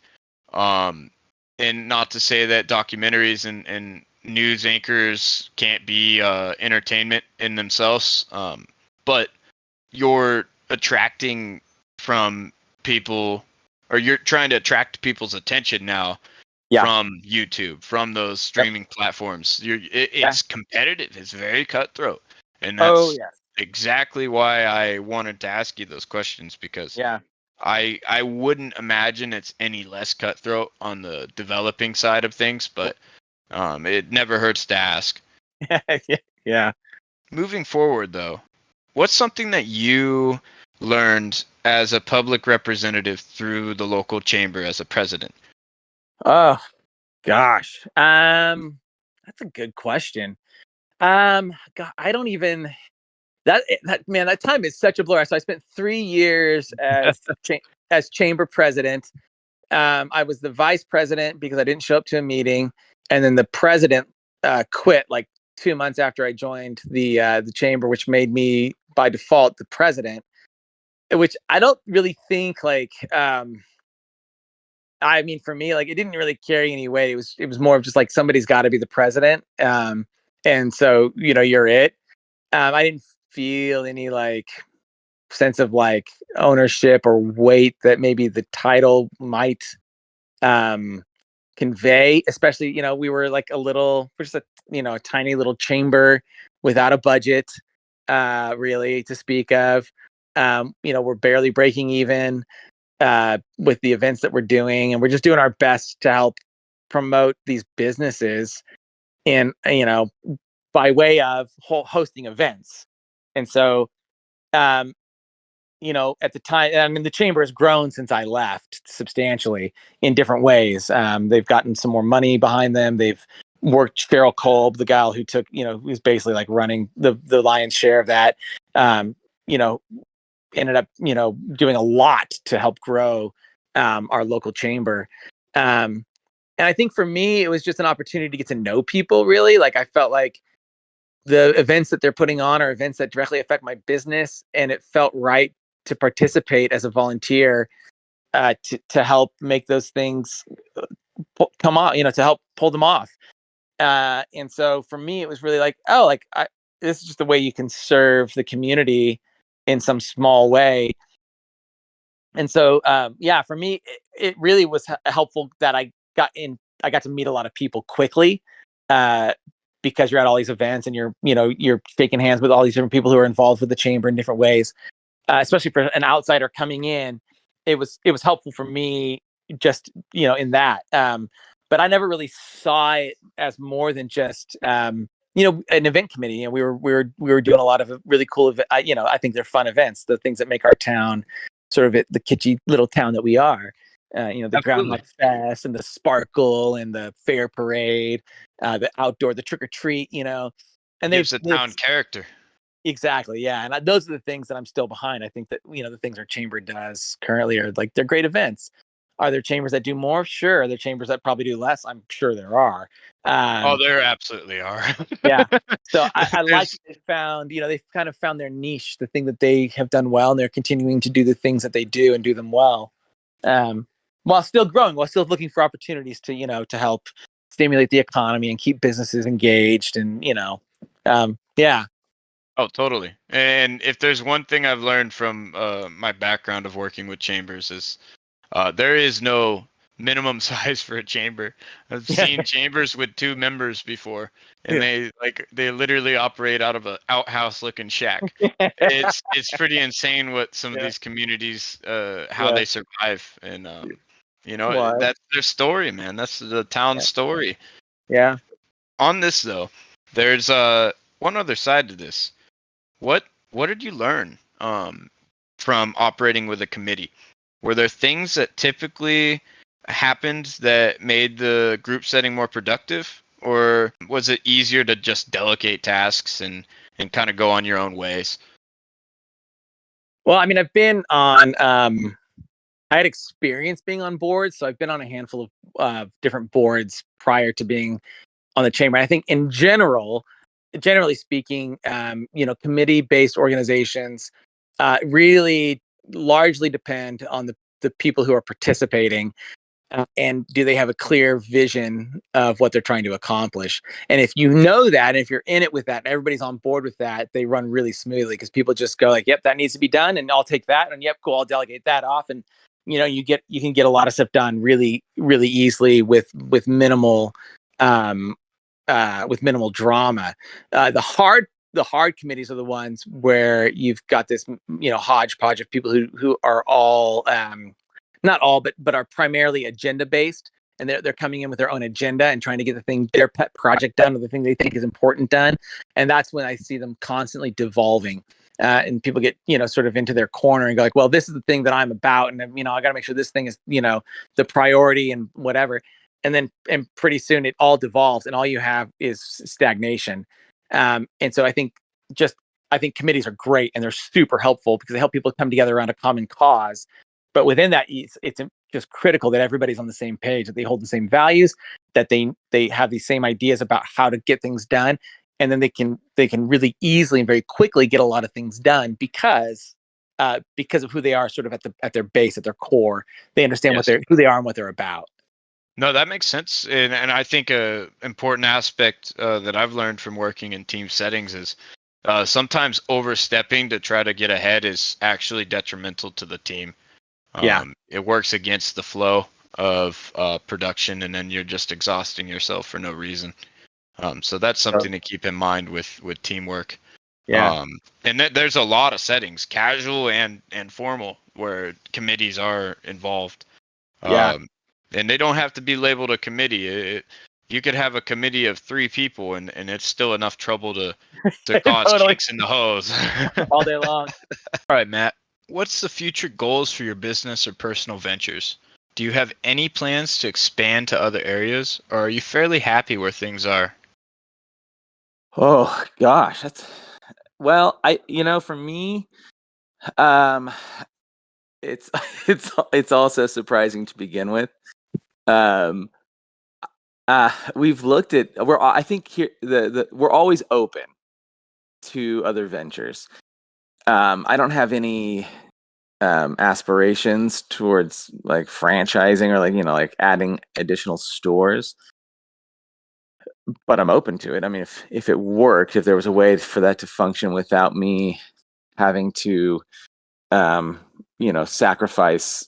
I think the sacrifice of time in order to accommodate growth is always something that I hold in.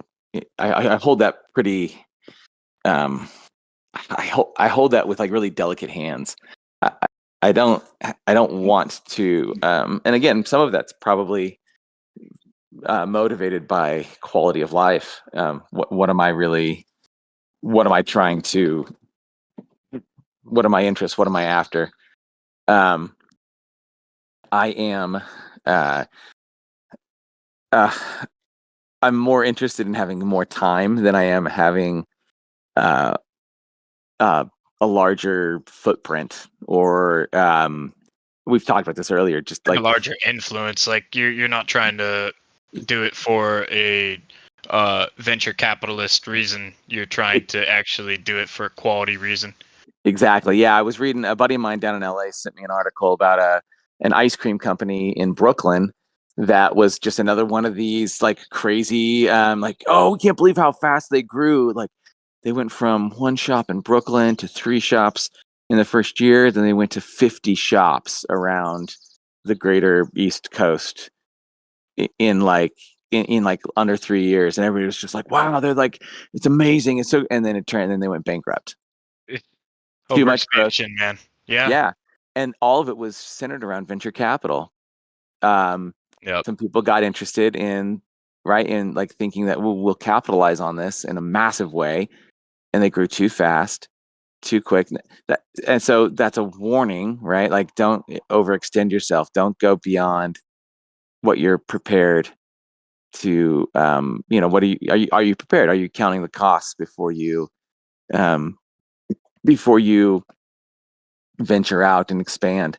And for me, I don't know. There's like I'm shocked that the business I have works.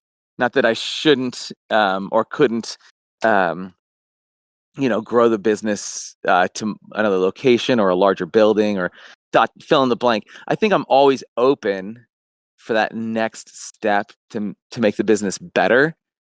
But better, I don't define better as um, now we're making twice as much money. That doesn't, Yeah. to me, that's not the definition of better. Better would be, do I better serve my customers? Is it still accommodating this quality of life that I'm after? Am I still engaging with my customers? Because that's really like the thing I'm most concerned with. Is I like engaging with my customers. I'd rather have a smaller business that makes less money or has less potential income, but still maintain a certain interpersonal, like person to person experience. Absolutely. And something to add to what you said is I know what you mean by you're surprised that it worked. Yeah. And honestly, that's Yeah. not an uncommon statement to hear from small business. It's really hard in a small community, on top of that, to try to sustain in those off seasons. And with something like what you sell, which is basically entertainment to a Yep. degree, Yeah. you don't really entertain as much in the winter as you do the summer. Exactly. Yeah. Yeah. So you ride. Yeah. The fact that it works at all is surprising to me. I don't, and I'm really optimistic, I'm also realistic. Like, I don't expect that it's necessarily still going to work in 5 years. I don't know. I hope it Yeah. is. I'm planning for it to, but I'm always sort of like, yeah, I mean, if the whole thing came crashing down, it wouldn't shock me. I wouldn't be surprised if it all fell apart, but I'm not planning for that. I'm planning for it to succeed. I'm doing all the things that I hope I'm doing right in order to keep it successful, to feed my family, and to, keep us here in Quincy where we love to be. But I also, I have a realistic perspective on the world too, Absolutely. where I know a lot of things can go wrong, as many things as can go right, as just as many things can go wrong. Yeah, and you said it yourself. You like having that element of risk, but Yeah. too much risk is never a good thing. And I No. think we can all agree that there's a level where when you have a family, you can't be taking risks all the time. You have to have some stability there that Yeah.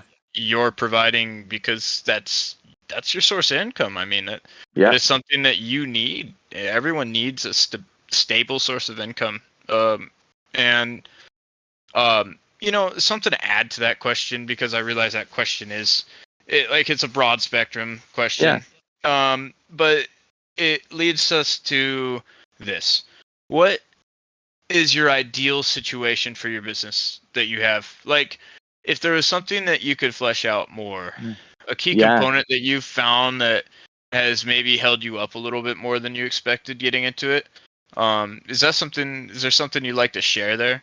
Yeah, I mean, the hardest thing I think with any small business is having secure capital, and knowing how to hang on to it. We've just repeatedly leveraged debt in order to grow the business, and then you spend all these years whittling down that debt, and then find. So having, which I think most small businesses don't, because if you have a couple $100,000 laying around, you're not necessarily going like, let me see how I can put this into a small business that may or may not succeed. Yeah, it's a gamble. But it's a gamble. Yeah. And so, for us, for the last almost 10 years, it's been a series of, debt cycles of, okay, we grew the business through borrowing capital, and we're going to try and slowly pay that capital down. And then you get that paid down to a place where you're comfortable, and then you reinvest in order to maintain. And I think another idea, like, I love having employees. I employ my dad, who's awesome, and it's such a trip to like work with my dad Shout out, day in, Dave. day out. He's such a blast, and like we have such a good time together. And that's another one of those like really cool gifts is having that, but also recognizing that I've got other part-time employees that work far less than my dad works, and I love having them there, and I love that they get what we want to do, and they embrace the business model we have for customer service. And I would love to have them there more, which means, then you need more income, and that, right. And I enjoy training people to that end, and I would love to do more of that. But again, you're limited by, what can your business make versus what, and so, Sure. the ideal would be, like, employ 5 people. But that's not realistic at this point for us. It's not realistic for our shop. Yeah. But I do, Well, I do things that do to that end. The local school has a program where you can, bring in high school students, and the school district, in order to give them training, pays their hours. And I do that every year. Every year I bring in a high school student, and I'll, give them work experience. And then the state essentially pays them to work to give them work experience. I'm like, it's killer. Then you do then get to do some of that without actually having to worry about if I wouldn't do it if I had to do it out of my own pocket. It's just not financially feasible. no. But that So helps alleviate the need in the community for people to get exposure to the workforce, and absolutely. you're able to facilitate that kind of environment that the state is looking for in their students participating with. So that's wonderful. And something to add too is I don't mean to get personal here at all, but I know a lot of small businesses have to ask family for a lot of financial backing. Yeah. And that's something that's really common is it's not just your money in the basket, right? You're Yeah. having to think about your shareholders and the people that maybe they're not on the paper, but they've been part of the process for designing the store, and you don't want to fail them, you know? You don't. Absolutely. Yeah. Yeah. I mean, those partnerships are critical for us. My mother-in-law let us borrow. We didn't have any. We had almost none of the money to put down on the business. We borrowed, close to $100,000 from my mother-in-law. She leveraged a property in order to allow us to buy the business, and that was huge. And she didn't want to. She didn't really have a stake. She was just asking. We just agreed we would pay her back because it was her retirement. So it was what kept her. Kept her going after her husband died. My father-in-law, and so that was a critical component for us. And it was sweet that she didn't even ask for like a say in the business. She just let us Wow. roll, which is super neat. I mean, and not everybody gets that sort of, Trust. you know, I mean, absolutely.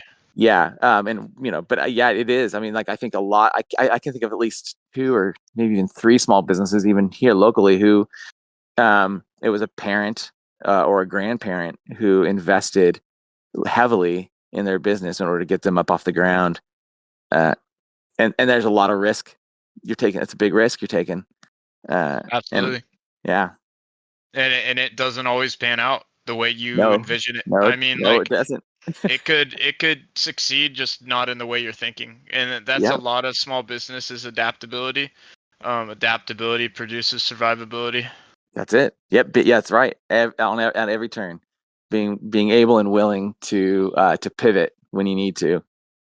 Yeah, it's something that some of these bigger corporations have had to do in COVID, and Yep. that's why I think people are starting to realize, like, hey, the distribution, the level of insecurity with finances and society, all this stuff has effect on the whole market, the market Oh, as a whole, naturally. Yep. big, small, everything. The Yeah. consumer is what fuels everything. So people stop shopping, business stops booming. Yeah. Exactly. Yeah, exactly. It's as simple as that, and as complicated as that at the same time. Exactly. Yeah. Yeah. uh, well, speaking of, this is definitely a variable that I know you've had to deal with. And I mean, owning a toy store, having kids, it's only bound that the two are gonna mix. So, what's the toughest part about working with family when it comes to being in the shoes of an owner? Oh, the toughest. I mean, on different. So depending on which member of said family, it is. Yeah. So, like for my wife and I, for the most part, we agree. I mean, thankfully we're in pretty. We're, I'm grateful for the relationship we have. It's it's super solid. And we work hard on it. But there are tons of times where like we just come from a different perspective on how to run a particular part of the business, and uh, like being willing to have like thick enough skin and also let a lot of things just roll off your back. Like you have to be willing to just like let stuff go. In the relationally, like in that, like in those some of the, and it's usually some of like the smaller details really that are the ones that you've got to just say, this isn't that important for me to either, uh, you know, get upset about, be offended by, think that it's a bigger deal than it is. Just willing to just let stuff roll and not hold on to it, right? And not make it something that you're like, yeah, I'm letting go of that, but really, I'm like, I'm really like, I don't know, that one's gonna stew, and I'm just gonna fester. You really just have to like, just let stuff go. Like, it's not that big a deal. And time's Um, your most valuable asset when yeah, it comes to actually running a business. absolutely, yeah. And so you do, and you find ways to, to either agree to disagree or to compromise within that. Like, oh, yeah, you'd like it like this, great. Okay, like let's see how that works, and let's put the time in together. Like let's invest together in this. Or if I'm the one, primarily working at the shop, then okay, you think this is important. Okay, how can I implement this then? What can I do to help get as close to sort of maybe what your idealized expectation is for this, knowing that maybe we won't get all the way there, but let's let's aim in that direction, and then be willing to say, like, this is as far as we can get, no further. Great, let's get there. With my kids, with family, my kids work in my shop with me. That's the reason we have a small business, so we can do it with my kids. The hardest part there is, I think I mentioned this earlier, but just, it's easy for me to be really patient with other people's kids because they're coming in as customers. With my kids, it's definitely it's harder. It's harder to be patient with them, and to to just like allow them to be kids in a toy store, as opposed to my kids, who are maybe, in my opinion, are being disruptive or difficult, or It is hard not to see that because impossible not you're to see the that. parent. You Yeah. have to look out for that kind of stuff. That's your nature. Yeah. So, But there's a balance. There's a balance there. You're letting them be kids, and letting them, have the same kind of fun that other kids are having in the toy store. And then also going, like, if you're working, you're working. I want to instill a work ethic for you guys that, working hard is important, and being available for customers is important, and looking people in the eye, and learning how to communicate with people. Those are all important things too. And so I think striking a balance, that's the hard part, is without making the store feel like a place that's a chore for them, or a place that they just don't want to be, or I want them to always be excited to come to work like I am. And that won't always happen. So in season and out, there are times where, like, one kid or another is really excited to be at the store and working with me, and maybe another one isn't, or maybe that shifts in their own life, or like now they're just not that excited or interested in being there, and being okay with that. For me, I know there are businesses that don't operate like that. It's like, no, you've got to be here, and you've got to move the crates. You got to do this business doesn't survive unless you've done, dot, dot, dot. It's like, that's just not my approach. Isn't that? There are times where I absolutely say, man, I really need your help. I really need somebody to come in and help work the till. I have nobody else in the shop, and it's going to be busy. Can you come and be a part of this? And they're willing. They're always willing, which is, I think, is awesome. And I try not to stretch that too thin. I want them to want to be there. And so, it's a balance. It's a balancing act. Yeah, I believe that. And it's good that they are involved, to be able to see how you interact with customers, and that kind of stuff is important when it comes to understanding the kind of person you are. And I'm sure that they gain a lot of insight on the kind of person you try to be. Like, maybe you're not perfect. We're all not perfect, but at least you put your best foot forward at work, and you try to put that out, because you really care about your family, and you're trying to put that out so that your family can stay healthy and stay provided for. And that's something that I think every kid understands over time. As they grow older, like, they start understanding the aspect of business, and kind of how important it is to get a career going. And it's hard, it's very hard to choose the path you want to go on, and whether or not you want to stay home and help that business, or if you want to start moving towards college. And that's a big step. So huge. I commend you for trying, at the very least, to incorporate your family with the business. And because a lot of people don't even want to do that. And I've had personal experience where I have had trouble with family working. And it's still, unfortunately, that way. I have a very hard time setting aside differences when it's blood, because you want to respect them at the end of the day, because they're family, but you're also your own person. You also have your own decisions you have to make, and it never gets easier for any party. I think it's hard for both sides when it comes to a family run thing. You happen to have a fun business. That definitely helps. Look, you don't have a shoemaking shop. Like, we're not just turning out widgets. It's definitely helpful, right? That it's like, it is a fun place.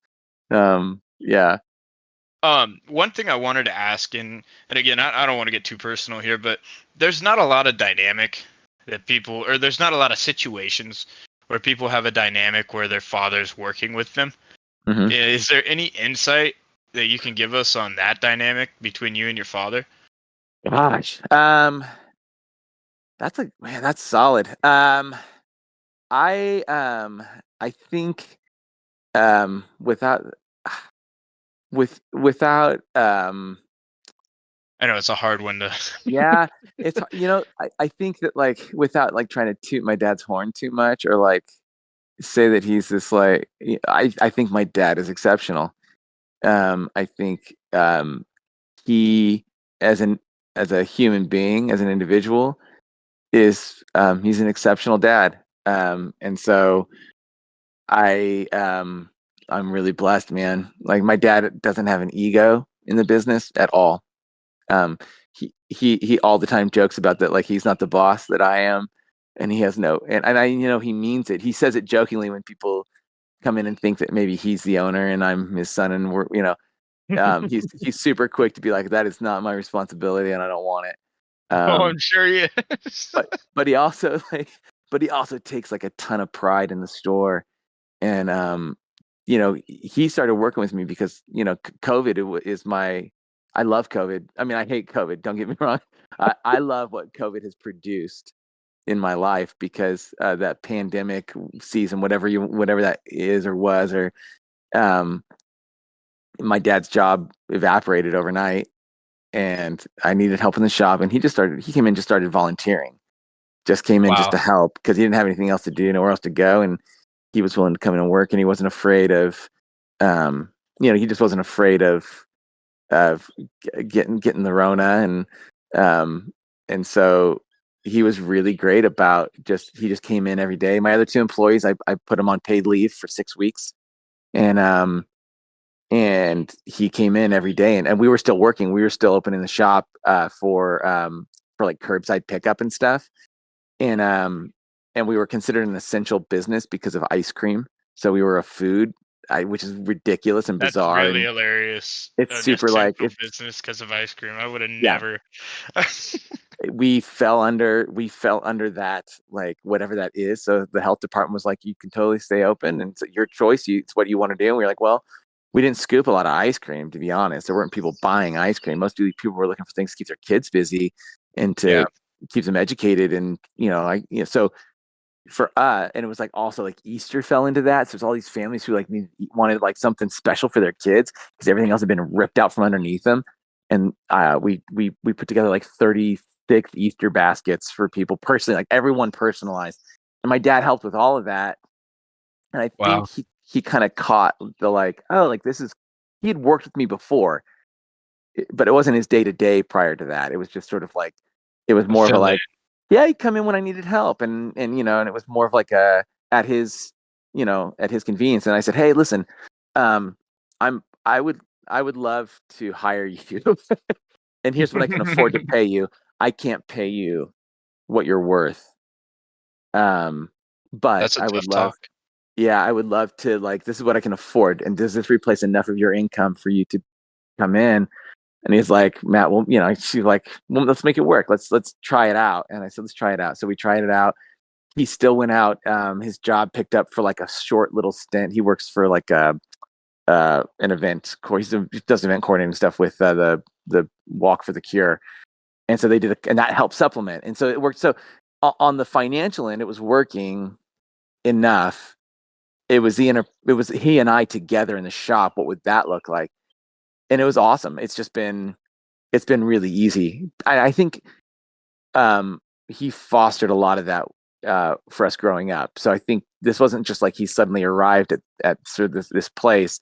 I think for him, that's been his journey in life is how can I, with my adult children, shift from being the parent who, right, with the oversight and the instilling values and the rearing and all of that stuff, how do I shift that into more of a friendship relationship? And I think he just did that really well, and he did it with a lot of humility. And I think that that's one of those character traits that I love about him. and it makes this, he and I together, it works really well. I mean, like, I can't, it's hard, like one of those, and I was like, I don't want to imagine not doing the shop with my dad. Like, it's just, it's so cool. I love it. I love every day he comes in. We have a really good time. We banter. We disagree too on a bunch of, there's so many things we like aren't like aligned with as adults, but there's far more that we do. And we get to hammer some of that stuff out when it's slow. Mostly it's just busy and we're just working together, and he like picks up where I leave off. He finishes my sentences, and he, jumps right in. And he never worked retail. Like, this is his first retail job, but he loves people. That helps, right? Absolutely. I get that from him. And so, yeah, it's cool. It's really, really cool. So for me, like, I don't have any there. I can't think of a hurdle other than, like, I tell my employees all the time, like, I'm a really crappy manager because I don't like telling people what to do. I think it's like, I hate it. I don't like giving people commands. I'm not that guy. I do ask people to do things. I ask with a please. Hey, can you get me? And would you mind? And I think that probably helped. Like, if I was telling my dad, if I was like bossing my dad around, like, hey, like, don't lean on the counter and this kind of, like, it wouldn't work. Because he would be like, why? Look. Yeah, he'd be like, why am I hanging out with you? Like, you're a total jerk. But it's, And that has a lot to do with traits of being a leader. I mean, composure is one of those things. Like, even if he wasn't your dad, having composure to not want to fall into a bad habit, in your opinion, where you're overstepping someone that maybe has that will to improve, but you don't know yet, you haven't tried, but you give that time for it to grow and mature into something that turns out to work. And that's always a risk with hiring anyone. Absolutely. Yeah. Yeah. And I think I told my son this morning, as he's heading off for this, he's a leader on a trail crew. That's his summer job, is leading teenagers into the forest to build trails. And I told him this morning, you'll lead better, but you lead by example. You lead with your actions more than your words. To just show them what to do, and some will catch it and some won't. But you can't. You're not going to change them by like barking at them or telling them like, show them what to do, and they'll do it. If you're working really hard, if you're working twice as hard as them, they'll see it. It'll come through. So just go show them what you want them to do. I believe that. I try to. I straighten as many shelves and dust as many toys as anybody else in my shop. I sweep as many floors. I put out the all the things. I think that's what a good leader does. A good leader leads by example, and shows people, like, it's more caught than taught, right? That's like an adage, like, Yeah. And I believe that wholeheartedly. Not everybody's an extrovert. In fact, I'm the only extrovert. No, I take it back. I hired a gal this year, part-time, and we share the same Myers-Briggs, like identical. We have the identical Myers-Briggs. It's crazy. Like, I was like, oh, no way. Like, no wonder we get along. She's 19. She's fantastic.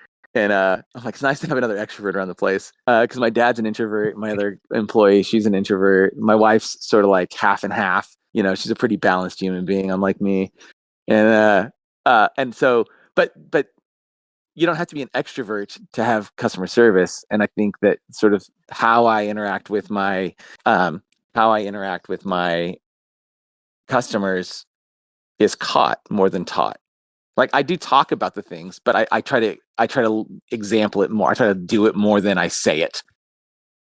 And I've seen it. I've totally seen it happen with how my dad interacts with customers. It's very similar to how I do. And my other part-time gal, she's exactly the same. She can be pretty quiet, but like, she loves people. And I think it's like finding, for me, and hiring, and that it's really finding people who share some similar values is critical. I think personality type, definitely, like, different personalities will succeed in different areas of business more than others, for sure. But deeper than that is sort of, what do we value? And those are the things that I look for when it comes to hiring and being around people, because the reality is you'll just enjoy being there more if you share enough of those core values. No, I totally believe that, and from what I've seen, like I think you're right on the money with your explanation. And even from going in there, like, because I know you guys personally, and I've been in your shop for years, and I've seen your father in there, and over time I did notice the way he would speak with customers became more fluid the more he spent time around you, and you best believe it's because of what you're putting out, Matt. Yeah. Because what you're putting out is a very friendly customer service attitude, and it works. Let me tell you, it works. Yeah. I know. I remember before working the shop, like the shops Lee and I would go into, and when we were in LA, you had options out. You could go in there's all kinds of places to go, and there were shops that, like, when we walk in, like, their customer service, if it sucked in a small business, if they were like aloof or like didn't say hi or were like like too cool for people, like, we would never go back. Literally, like, we just wouldn't go back. It just was like, why would I go in there? Like, you don't seem to want me to be here. Like, if this is, and maybe this works with some people. Maybe this is like the cool, like, LA. Like, I'm like, I think that's garbage. Like, I like it when you come in and when I come in and you say hi, that you're glad I'm there. And there's no reason customer service should be a fad. It should be a presented special. It should be what makes your touch unique to your business. And I think that's something people forget. It's very important to stay connected and in touch with your community members that come in regularly, and showing that you put that initiative out even to new people. Those returning customers see that, they're like, oh, it's not just me, like, this guy's genuinely a nice guy. I'm gonna come back. I want to support that kind of business. And that's beautiful, man. That's absolutely how it should be.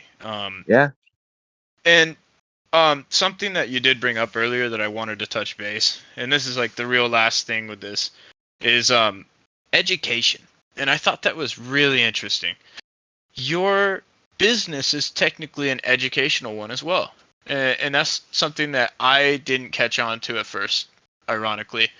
But childhood development is it's a huge thing. It's a huge industry, if you want to put it that way, where there's tons of material and product out there that's aimed at teaching and instilling rhythms and patterns.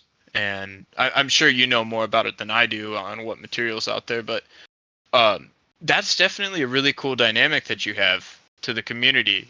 You're almost a source of education for some of the parents, I'm sure. Yeah. I mean, we've tried to balance. When I shop for the store, I try to balance it. There are definitely, kids tend to gravitate towards the things that are being advertised to them through, media marketing, cartoons, YouTube, who knows where, TikTok now, I guess, even with like young kids, which is ridiculous. I think it's crazy. But they're all being told the things they should want. And then you've got parents on the other side of that who are oftentimes interested in the content of, they don't usually want just another piece of plastic that's going to sit in the corner. And so there's a balance for me as an owner,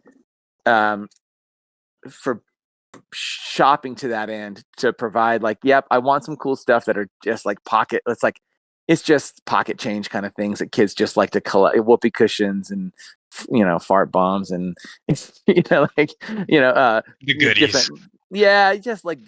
Just little things. And then the other end of the spectrum, where you have an opportunity to buy a toy that is something that's fun to play with, but also has an educational component. And there are toys that do not have any educational component, and I tend not to buy them. If it's just pure, like just hunks of plastic, that filler kind of stuff. Yeah, it's like it would be again, not that there isn't a place for it, but it would be like only eating McDonald's. If every meal was McDonald's, you would end up like that guy in that documentary that nearly died. Well, and if you you know- had only McDonald's toys all the Yeah. time, in that Yep. quality of toy, your quality of happiness is going to be as good as that quality of toy. There's probably a really cool Venn diagram in there somewhere to show the overlap of, right, like there is like a better quality toy has longer value, and it probably costs more, and that's just reality. It isn't. It's usually because the components of that toy have more thought put into them. The quality of the content is probably a better, like wood is a better long lasting toy than plastic. Just period. That's just life. Just get over it. It's just true. And then there's the thought put into how that toy is made, and whether or not the people designing and building it have it's like sneaking vegetables into food, like kids don't always know that they want vegetables or don't think they want them, but then they get them and they're like, oh, like I feel better because I'm eating better. I think there's, the analogy works. Like, it's fantastic. I mean, that analogy to me gives me a sense of depth. Like that vegetable, it's not necessarily throwing the alphabet in your face, but maybe it's spinning the alphabet in a way like every letter is a different fidget, and you don't know that you like the alphabet until you're fidgeting with it. Exactly. Yeah. And the more you get into it, you're like, oh yeah, like I'm having fun. This is enjoyable.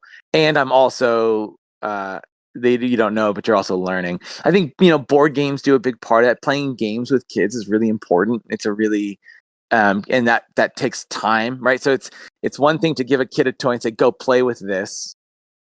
And another thing to say, oh, I'm going to have to take time out of my day, my life, and sit down and play with you. Kids learn so much when we sit down and play with them. And being willing to take the time to do that, it means that you end up buying toys that then. Well, is that something that you would recommend to parents, that they try to work on sitting down with kids more and trying to have that interaction? All the time. Yeah. All the time. I try, that's one of those things you try to explain the value in,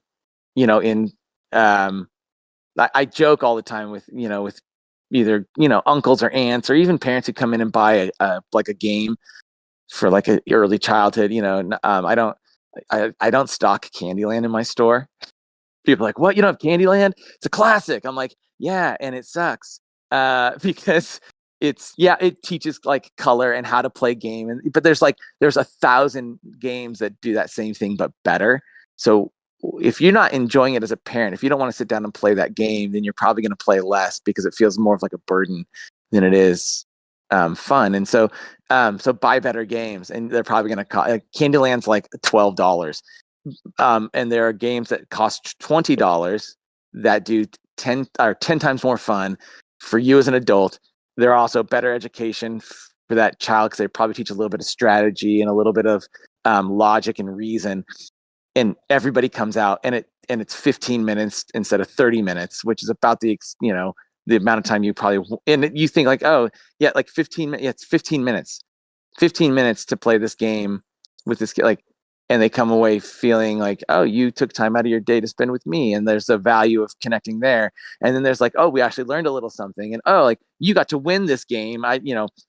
And wasn't just because of luck. It was because of you thought well and you made good choices, and you're only 5, but you still got to win. All of these things are so important for maturing and growing and being connected to an adult, and all it's just there's so much value in stopping and sitting down and taking 15, 20, 30 minutes to play a game with your kids or with your kids' friends. And I just think more than just giving them a bunch of pieces of plastic and saying, here, go have a good time. There is a time and space for that. It's not that it's just this one or the other, but I think balancing that, like finding a place where like you are slowing down enough and saying this is important. There's a value here. And I like buying toys to that end. I like stocking my store to that end because it gives you more options to that end. And a kid, the whole age range of a kid could be anywhere from 1 to 17. It's like when you're talking about giving kids plastic to play with, and there's a time for it. I'm sure if they're 2 years old, 3 years old, they're not thinking so much about what the toy's made out of, versus a kid that's 4 or 5, and that they start understanding touch and senses. And that is huge. I agree, and I commend you on trying to recommend that to parents, because for me, some of my best memories was definitely sitting down with the family and having a board game night. They're still some of the best, man. I remember that's probably why I do it so much. I remember that I have distinct memories of sitting down with my dad and playing the game of life, or he taught us how to play hearts, and all along the way, my dad stopping to play Pass the Pigs on any given night. Those things were more important. I remember that more, and those memories are more ingrained in me than the times we sat down and watched TV. Yeah, and it's because you interact with each other. You're actually learning how your family reacts to each other in a participation thing, and that's bonding. That's just bonding. That's and we watched a lot of TV. I mean, like, don't get me wrong. My dad would be like, "Oh man, we watched." I mean, those were like the Cosby years, and like Family Ties, and like all the '80s, '80s and early '90s. Just like we watched a butt ton of TV, but I don't remember most of the TV. I remember the show stuff, but I think the deeper impressions are the ones where I remember, like, we're sitting on the living room floor, and we're all sitting around playing a game together. Anyway, it's neat. I think I love to encourage people to that end. Like, you want your kids to enjoy you when you're an adult. Slow down, take some time, play a game, spend some time. It is meaningful. It might not seem like it now, and it may erupt into like arguments. Somebody, being butthurt because they didn't win the game, or because they didn't get the Monopoly piece they wanted. But in the end, I think, you're right. I always wanted that ship, but my brother always got the battleship. I always end up with a dog. Oh my gosh. Sometimes the race car if I was lucky. But it's true. It's very, very true. And just to add one thing with that TV, I mean, since TV is one thing we all understand now, it really does boil down to overstimulation. You don't get the overstimulation that you get from a TV on a board game. You have to slow down. You have to understand what you're doing. Yep. So it is just as educational as a book, in my opinion. Oh, absolutely. Oh man, yeah, deep education. Yeah. Absolutely. And some of the games that they have now are so cool. If you haven't ever taken the time to look into board games, I personally would highly recommend you do. And tabletop. Both of them are. There's something for adults and kids, man. Absolutely. On that note, what's the best advice you have for any owners or future owners trying to find a place among their community networks? And I know you've touched on this a few, but I just don't know if there's anything you want to add. I would say, like look for a need and fill it. And that might be, it might just be the something that just isn't that exciting to sell, or isn't that right, or isn't that. But if you find a need and you can fill that need, and I think you've got to want to serve. It's a service, and if you're on that end, you have to want to serve your customers, no matter whether you're delivering gas or whether you're selling shoes or toy, or whatever you're doing. You've got to want to and be willing to serve. That's the industry. And if you if you don't, then don't get into it. You'll just get bitter, and you'll just you'll hate people more than you already do. you've got to want to serve, and you've got to want to be there. You have to be open. You've got to be available when you say you're going to be available. And I think that that it pays off. I really do. I think it's really like it's something that I think so. I strongly believe in the value of small businesses. I think that they're critical to our communities, but it does take I think it does take a particular kind of person who would want to do that, and it takes a shift in your mindset in how you and how you manage your life and your personal, your business life. It's being willing to sacrifice a lot, but for me, the rewards are immense. I love what it provides. I love the freedom it provides. I love the creativity and the interactions with my customers. And I love all of those things that go with it. So, but again, I know it's not for everyone, but I think it's probably for more people than probably think they could or would want to enjoy it.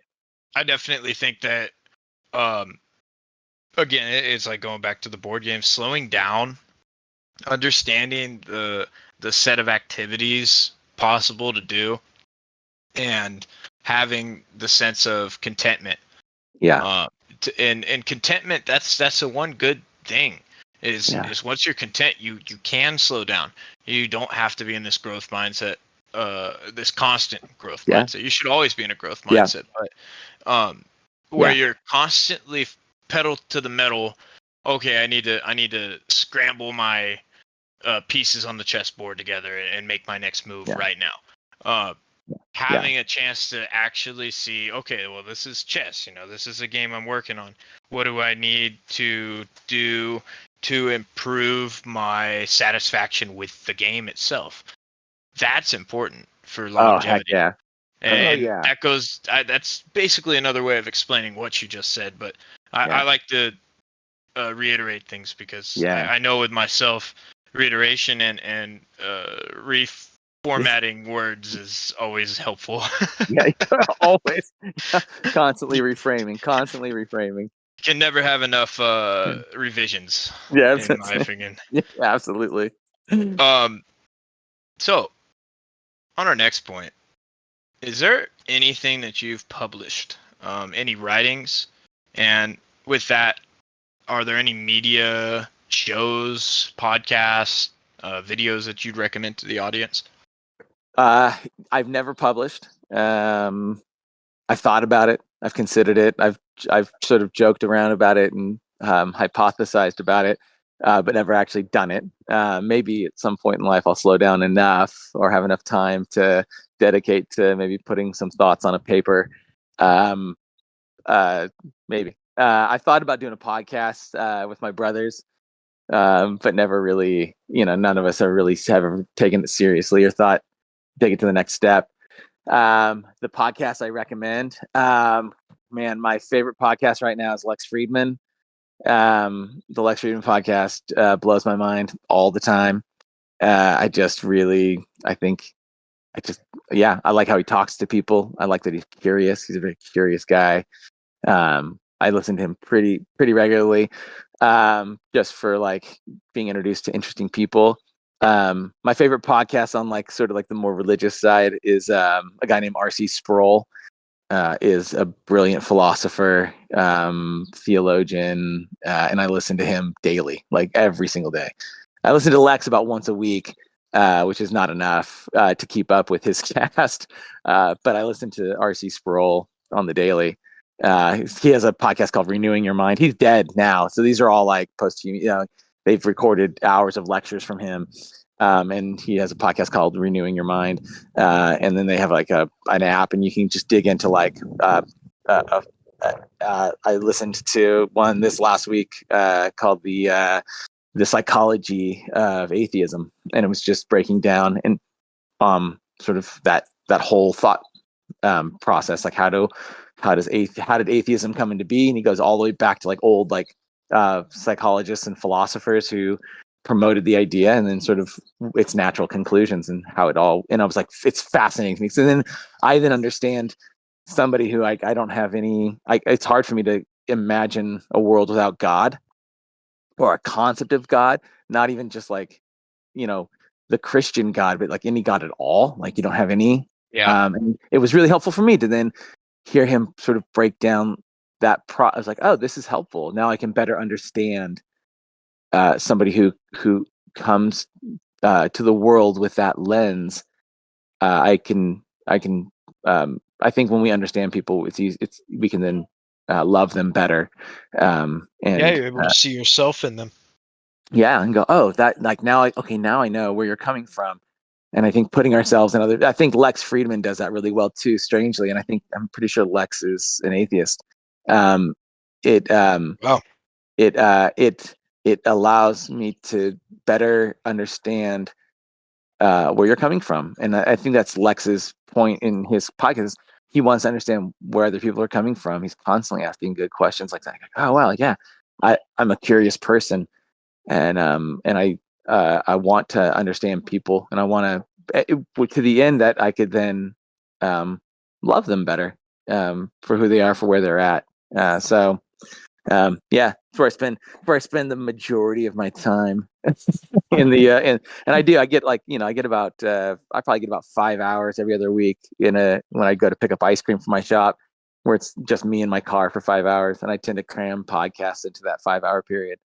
Heck yeah.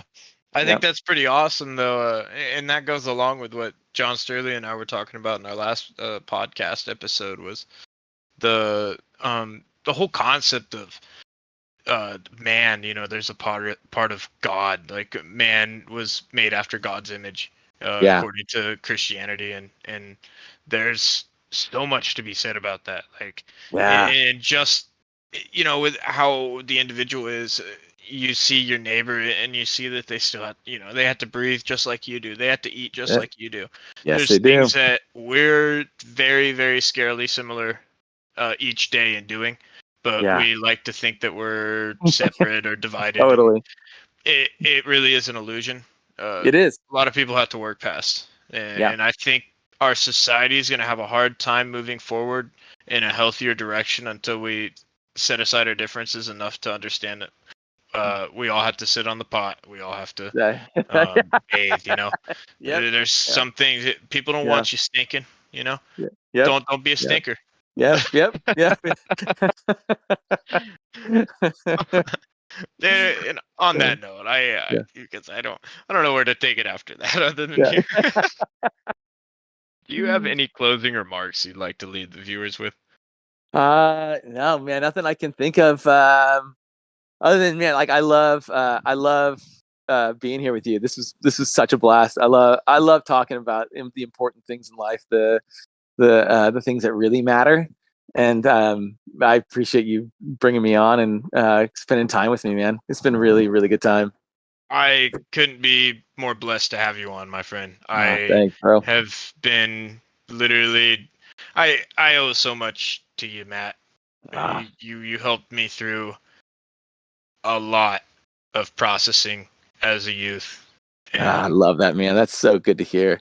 It like you and your father are both my homies, man. Thanks, man. We feel the same way. I love that this little place has given us these connections, and then they reverberate. That's they ripple out, man. and don't go anywhere. I'm you not better stay right there, okay? I'll be back. I'll be back soon. come back. You gotta have that. What is it? The special ice cream, the one that starts with an S. Speculoos? The caramel one? Speculoos. Yeah, the Speculoos. Yeah. Oh yeah, that one's always a hit. I tell people all the time, this might change your life. Tasting this ice cream might change your life. This is one of those. See? Yeah. Oh yeah. Uh-huh. You heard it here, folks. All right. Well, thank Cameron, you so much, have a wonderful man. day, brother. Yeah. Oh, thank you as man. well. And thank you, viewers, for tuning in today. This has been a wonderful time, and I hope you guys enjoy. Thank you so much for tuning in. We really appreciate having the audience here and being able to share these experiences with you, the audience member. It's a pleasure having Matthew on, and he really was a lot of fun to talk with. He's a knowledge bank, and He has a lot to say about being part of a community, and being a small business owner these days is not easy. And I don't think it's ever been easy, truly. But with all the competition now with mainstream sources and distribution, it's very tricky in the tough times like COVID and recessions to operate on a balanced spectrum. So it was very intriguing to be able to ask Matt some questions on these matters and get his perspective. I really hope you enjoyed the same thing that I did, because I definitely want to bring more of these kinds of things out into the public light so people can understand what the inner workings of a society have to do with. There's a lot of moving parts out there, folks, and making sure that you're in the know and in the fill for most of those working parts is a very important thing these days. So I hope this podcast helps get you there. Thank you again, and until next time, this has been the World Networking Podcast.